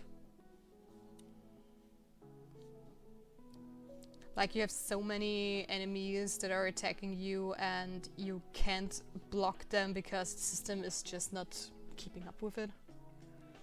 Currently I'm working through Atomfall and Avowed and recently completed Return to Moria, a Lord of the Rings game about being dwarves building things. Oh, cool. I've heard about Atomfall. If I remember correctly, was it the game with the vortexes or the cyclones, or how is it called? Oh yeah, it's the thing. Avowed is also on my list I want to play because it got such high praises. It's basically Fallout in the English countryside. Oh, it's that one. Okay, then I think I mixed them up a bit.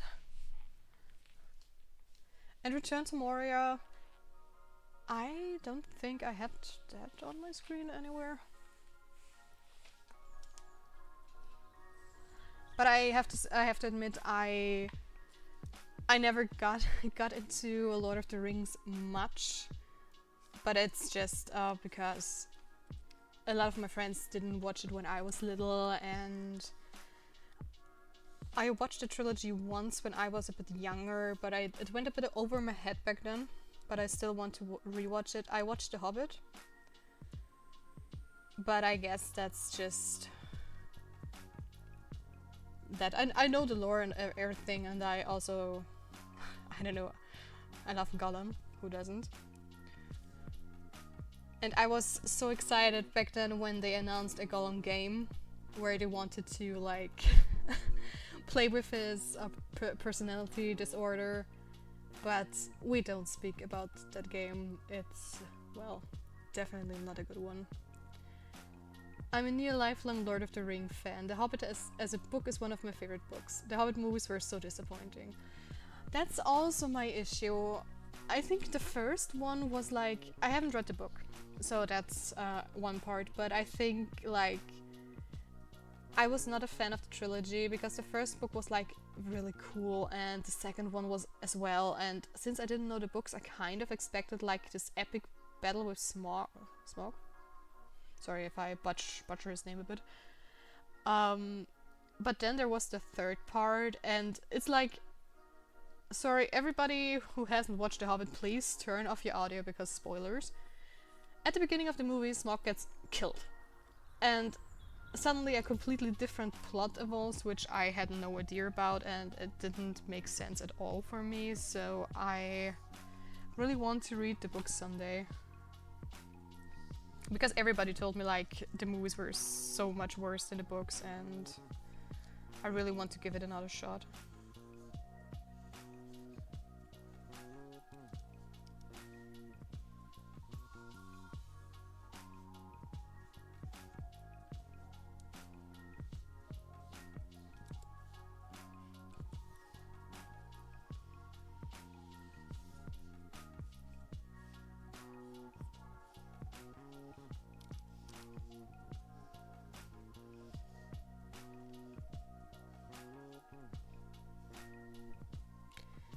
It's a really easy book. It's written for fairly young kids, like young teens, but it's so dang good. Really? But I heard The Lord of the Rings is kind of more of a complicated one, so The Hobbit is easier to read. I mean, I don't mind complicated books at all. Absolutely not. I also plan on reading like Game of Thrones. So that's one thing. I have so many things I want to do, but somehow there's not enough time. Lord of the Rings is complicated. The Hobbit is the first book and is simple and light-hearted. Oh, okay. I honestly had no idea that The Hobbit was written before The Lord of the Rings. I figured it was like pre-story, prologue.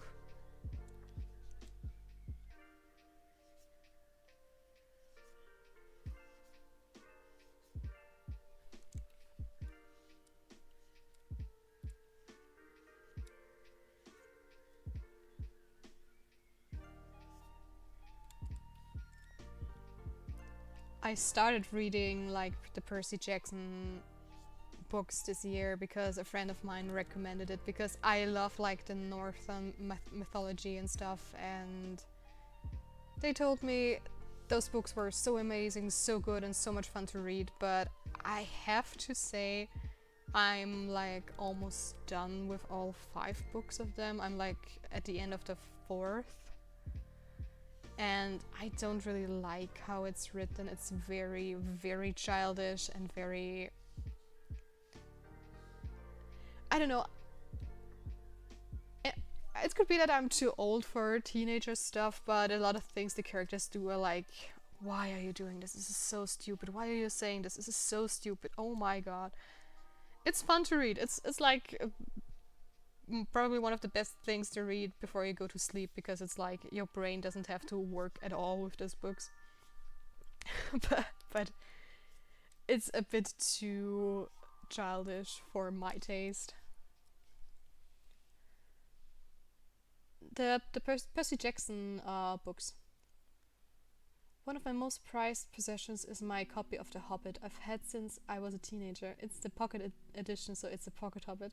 Aww. That's cool.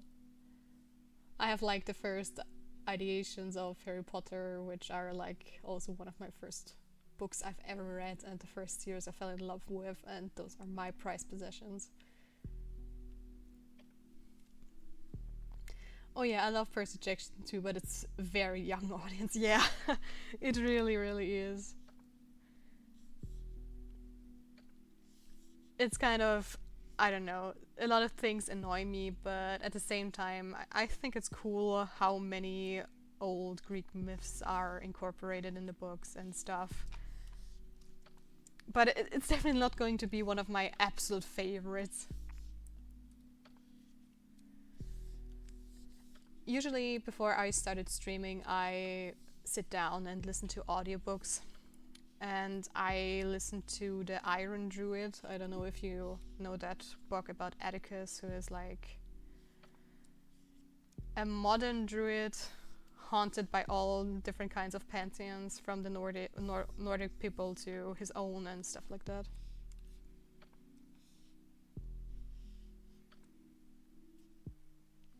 An Irish druid, if I remember correctly.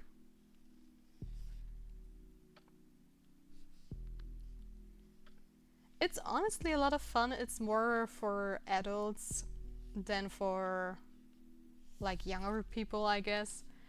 I'm not very happy how it ended, sadly. The end wasn't as satisfying as I hoped it to be, but it touches a lot about like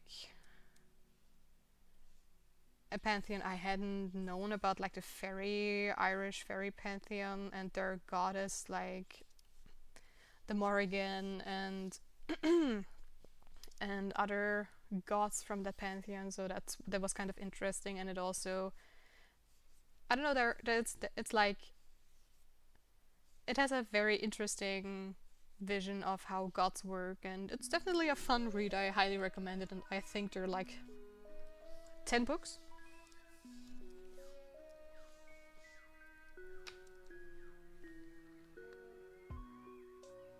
And there we go with a Pokemon song. Why not? Love it. I definitely need to figure out a quicker way to like make selections in Photoshop. This is one thing where I would love to use Clip Studio instead, but Photoshop is the industry standard. Get used to it.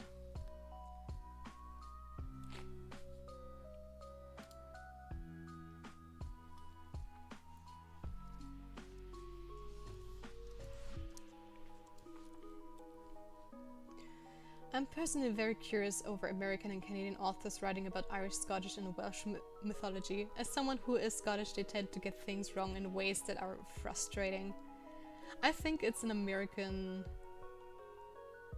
author.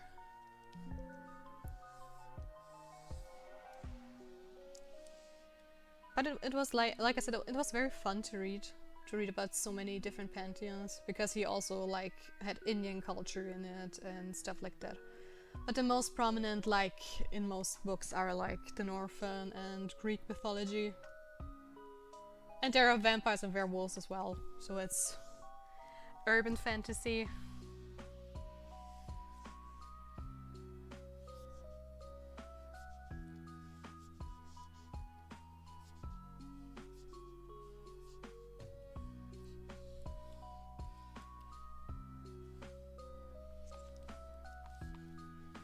But for example, before I read the book, I had no idea that there was like that the fairy pantheon myth and the fairy myths were from like a real pantheon that existed.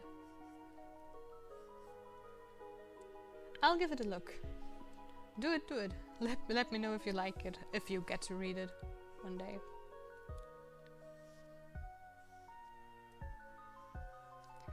It also has a humorous side. It's very funny. At least the audiobook made me laugh quite a bit. It has very modern references as well, so.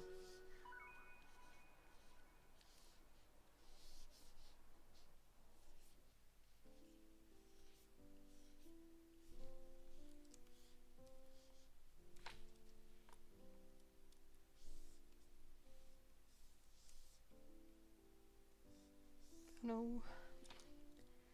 My computer is acting up. I don't like this.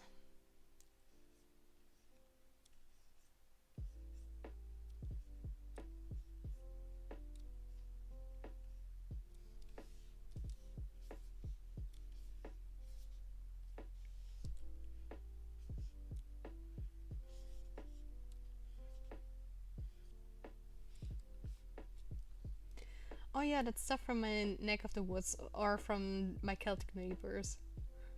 Yeah. I totally forgot how it's called. Dang it.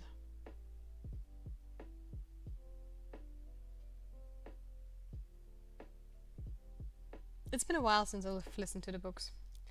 And the names of the pantheon are not as easy to pronounce for people who aren't at home there. I grew up with stories of the fair folk. I bet you did. We also have a lot of like myths and stuff, but it's always so cool to hear about other people's childhood stories, basically.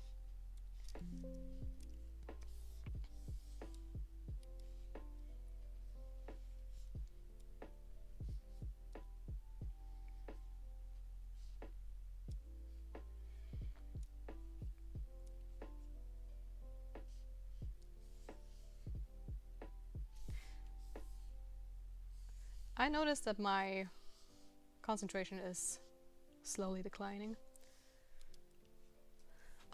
I'm trying to think of the names. It's like Bridget, Morrigan, Angus Oak. I don't know if I pronounced it right since I've listened to it in German as well. And I bet they butchered the names.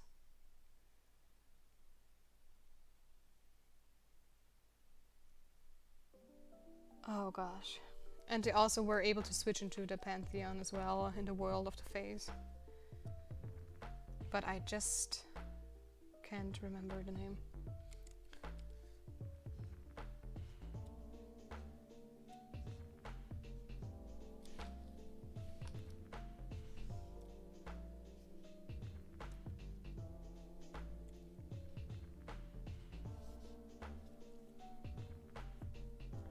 Brett Morgan, look to...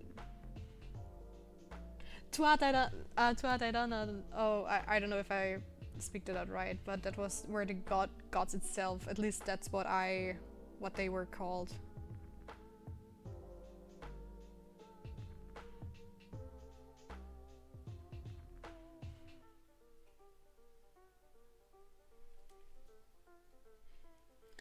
But it's like for example, the Morrigan was mind blowing to me because like the raven, she was the goddess of death and showed up in the form of a raven and stuff. And then I played like Dragon Age, and there was also a Morrigan in form of a raven, and I was like, oh, I know where this is coming from. You often don't know that things have like origins in certain old cultures like that.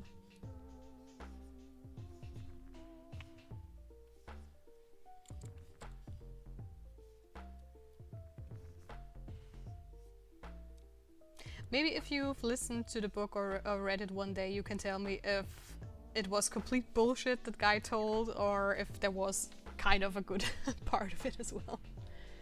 There's some crossover with the other Celtic nations, but they often have different names, identities and traditions. Oh, okay. Kind of like Roman Greek gods.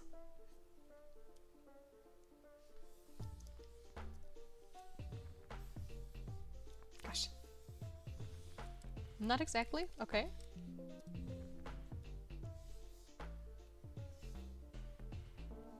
So not as drastic as they did. Basically taking the same thing and just renaming it.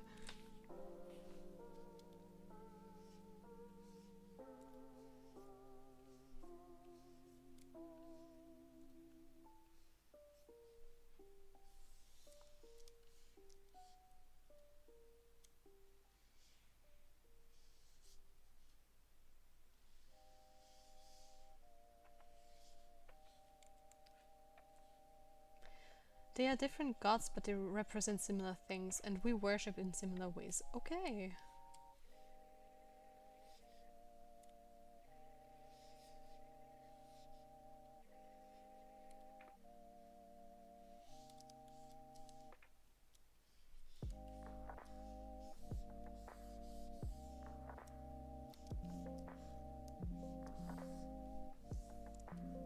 What the heck? What are you complaining about, computer? What did I do?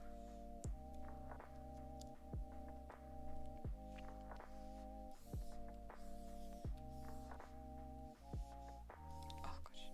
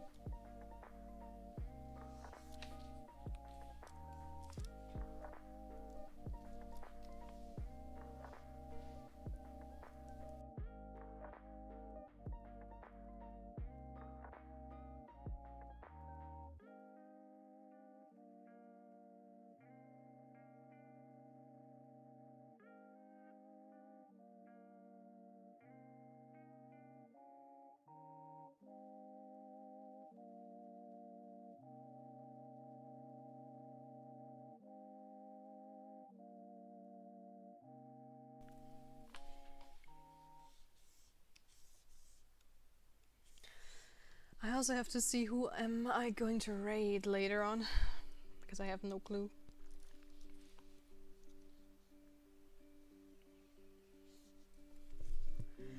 For example, we have Kailik? Sorry, I won't be able to pronounce it properly. Kailik Björ, who is depicted as the crone and takes the form of an owl. She's the mother of our faith and land who raised Scotland from the Corrivrecken? But she's similar to Bera in Irish mythology, in that she represents similar things but has a total different story and personality. Okay. Do you have any, I don't know, books and stuff that do an actual good job in telling your mythology? Because I'm a sucker for mythology in any pantheon, so... Kali Akbor, you got Reckon right? I'm trying my best here.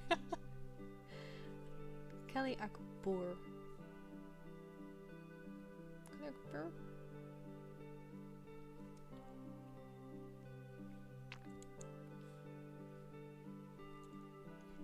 I guess my German heritage helped me with the Reckon part, kinda.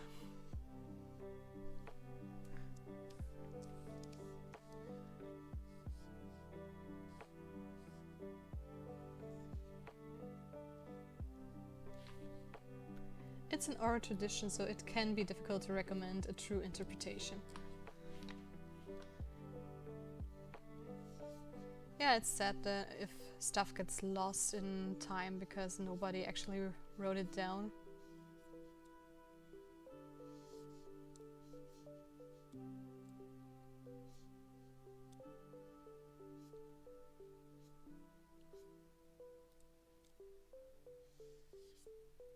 But it's actually kind of cool that you're saying it, because the book I mentioned before also told the story that's like the druids and stuff, they didn't write the things down, and that's why their pantheon is like getting lost. It differs where in Scotland you are. So a lowlander and a highlander might have a totally different idea of what the true tales are. Really? Okay, that's super fascinating.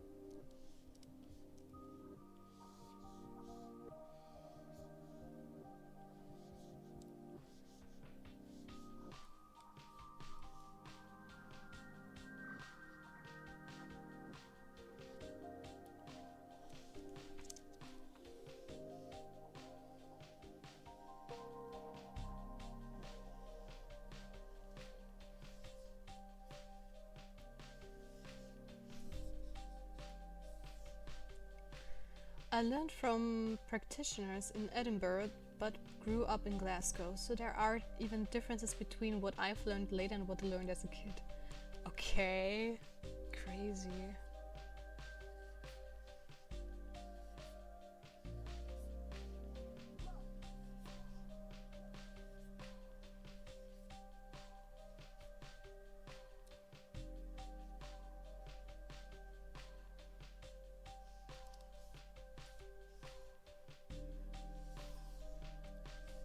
I mean, I don't remember much of the fairy tales that have been told in my story, but those are more like Brother Grimm types of fairy tales. So very popular ones that almost everybody knows in the world.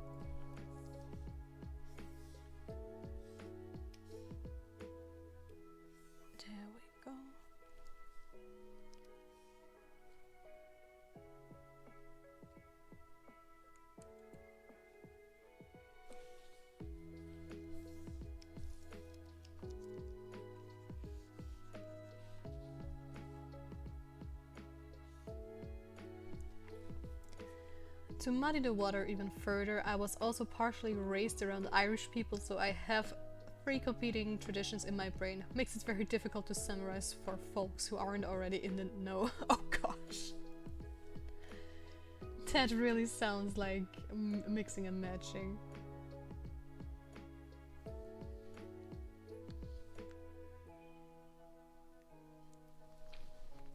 So yeah, totally getting why you're struggling. Nope, that was the wrong layer.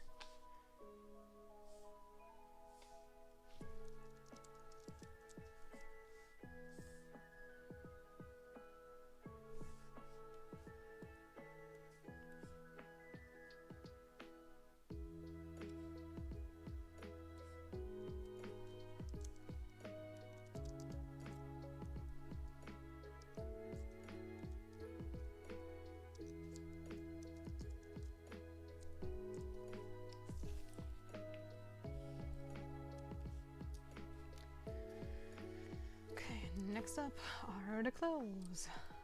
Oh, forgot part of the hair.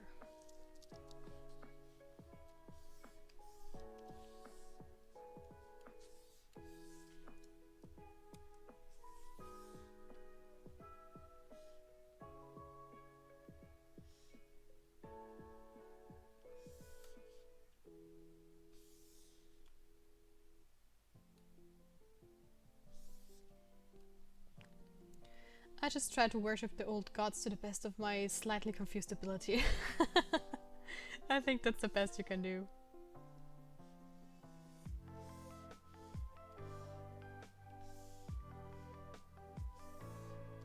But yeah, that's crazy.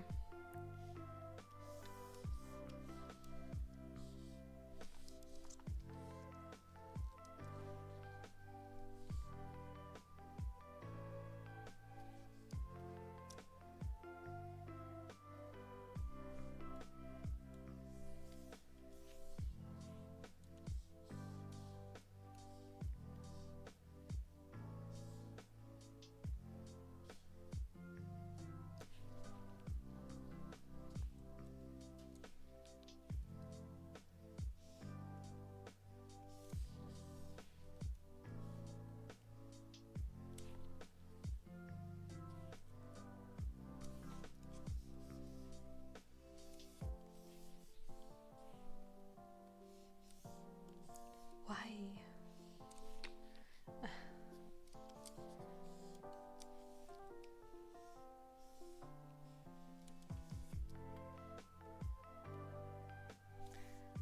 Trying out a bunch of different methods to do this, but everyone seems to be worse than the other.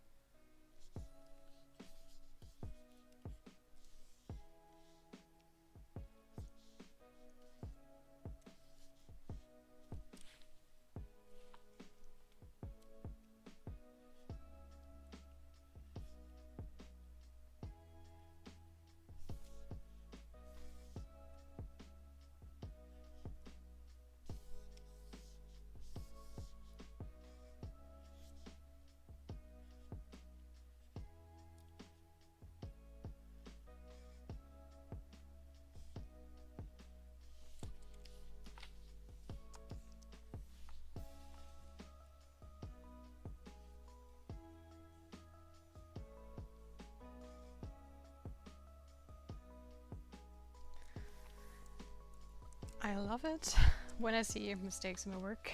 Let's go. Let's fix it.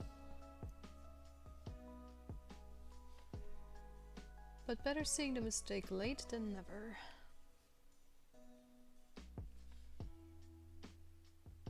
I was just wondering, like, this looked kind of weird. What is going on? But I figured it out. Can't hide from me. Never. I'm going to hop off for now, but thank you for the stream and the conversation. Have a great rest of the day.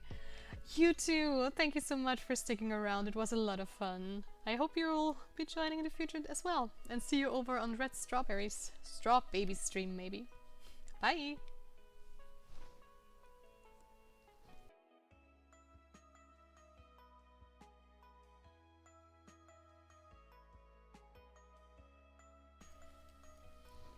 So, how is everybody else doing today? I hope you have a great time lurking around and just having fun in general. Because I definitely do have a lot of fun with you guys.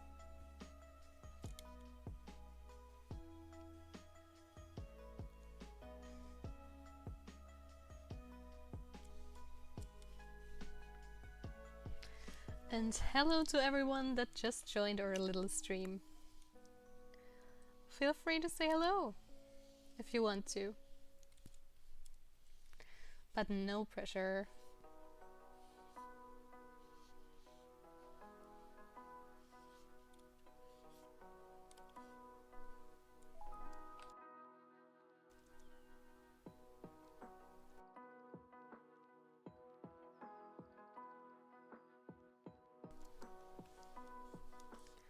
I'm just coloring in my stuff here, or at least masking out things later for later.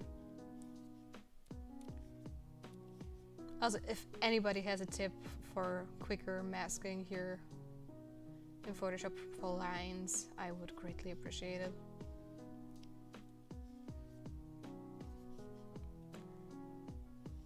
If Photoshop wouldn't be like the industry standard for most people, I would have switched to Clip Studio probably.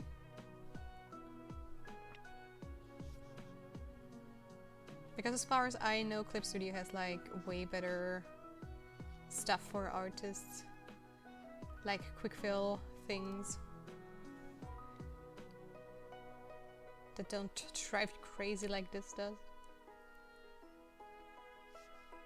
But it's tedious, but relaxing at the same time, so I don't mind.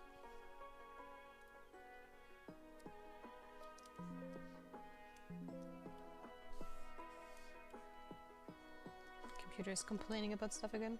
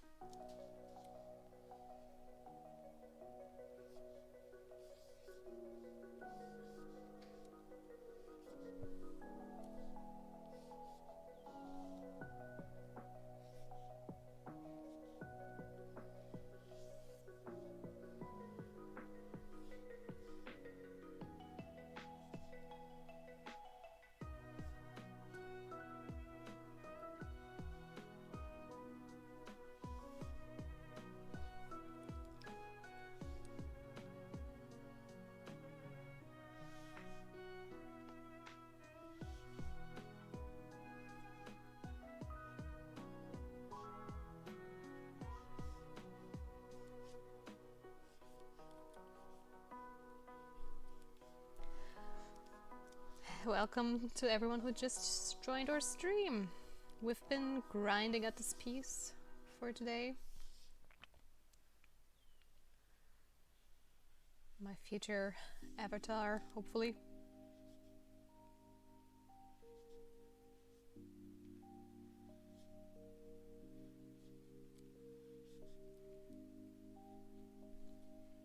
I hope you're having a nice day. Whoever just joined, feel free to just lurk around and enjoy the music and some lighthearted conversation.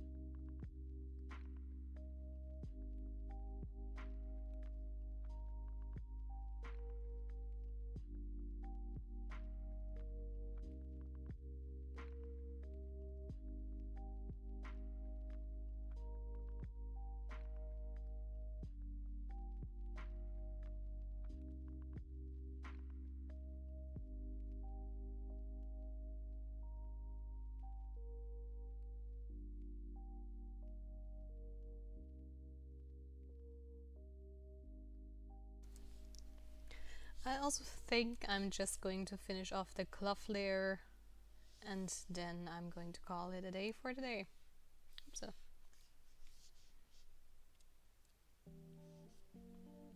because it's already been like 3 hours since I started the stream today.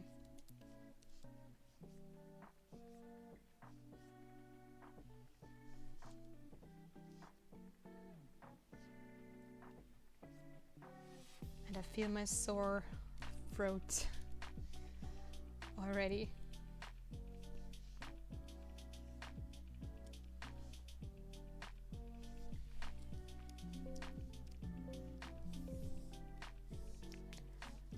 And I think the computer is also tapping out.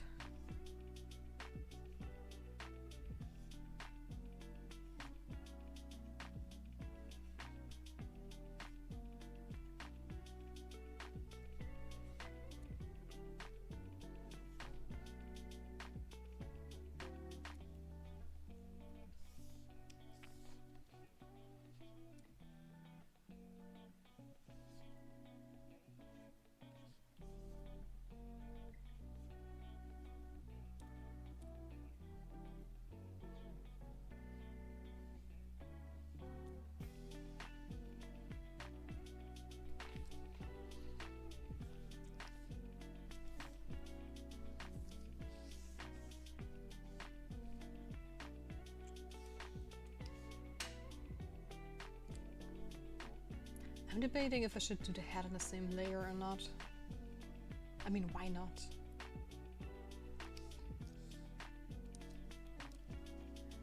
But I think I'm going to do that next time.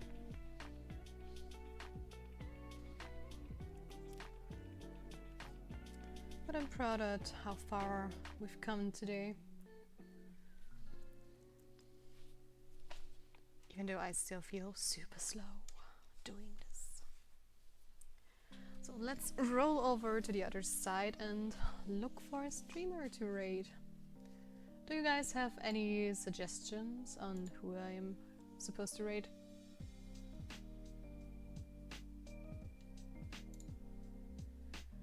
Otherwise, I'm just going to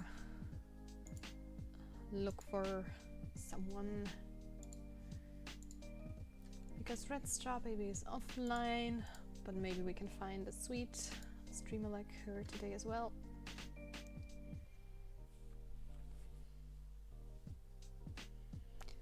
Let's see, what do we have here?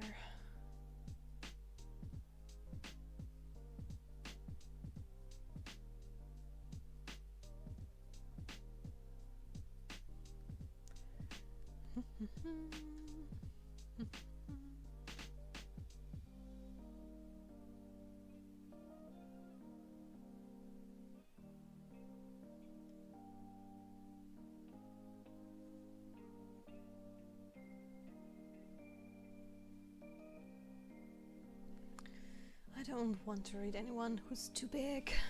I want to raid small general.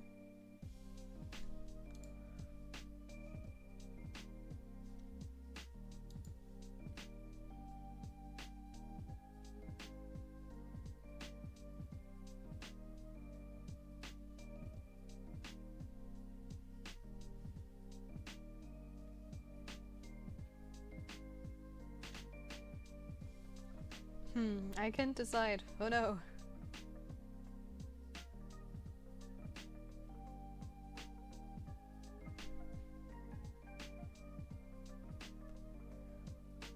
Let's see.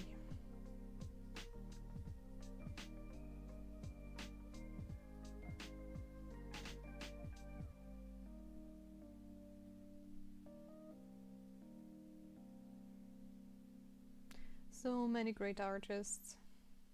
So many.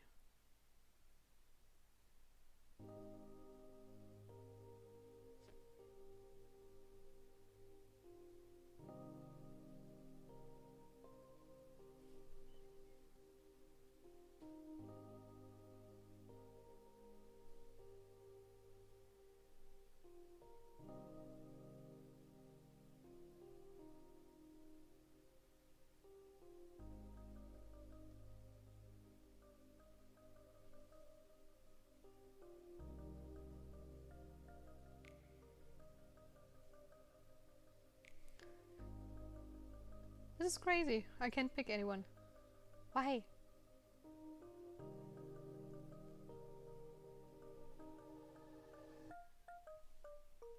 So many cute ones.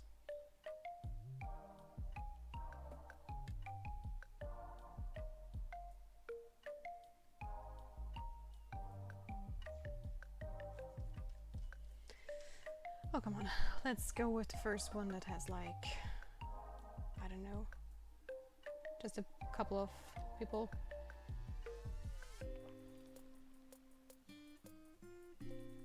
Let's take this one.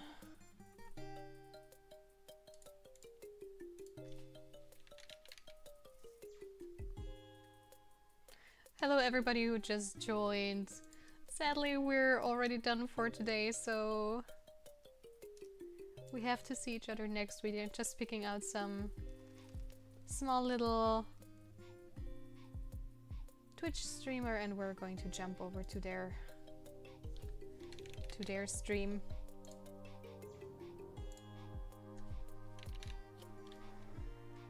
Which means I see you. Oh, dang it.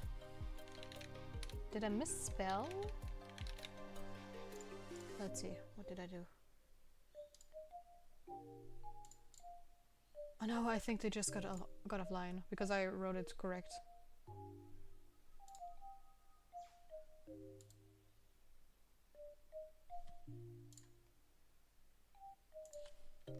Let's try again.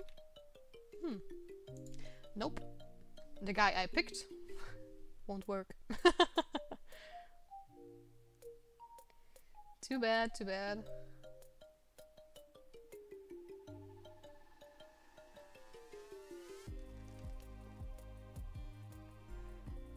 Then let's pick somebody else.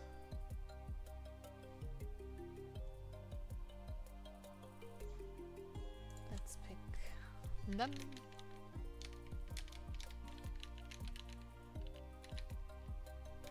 Unless any one of you has a suggestion who we should raid. Other than that, I see you guys next week. Have a great day and bye bye!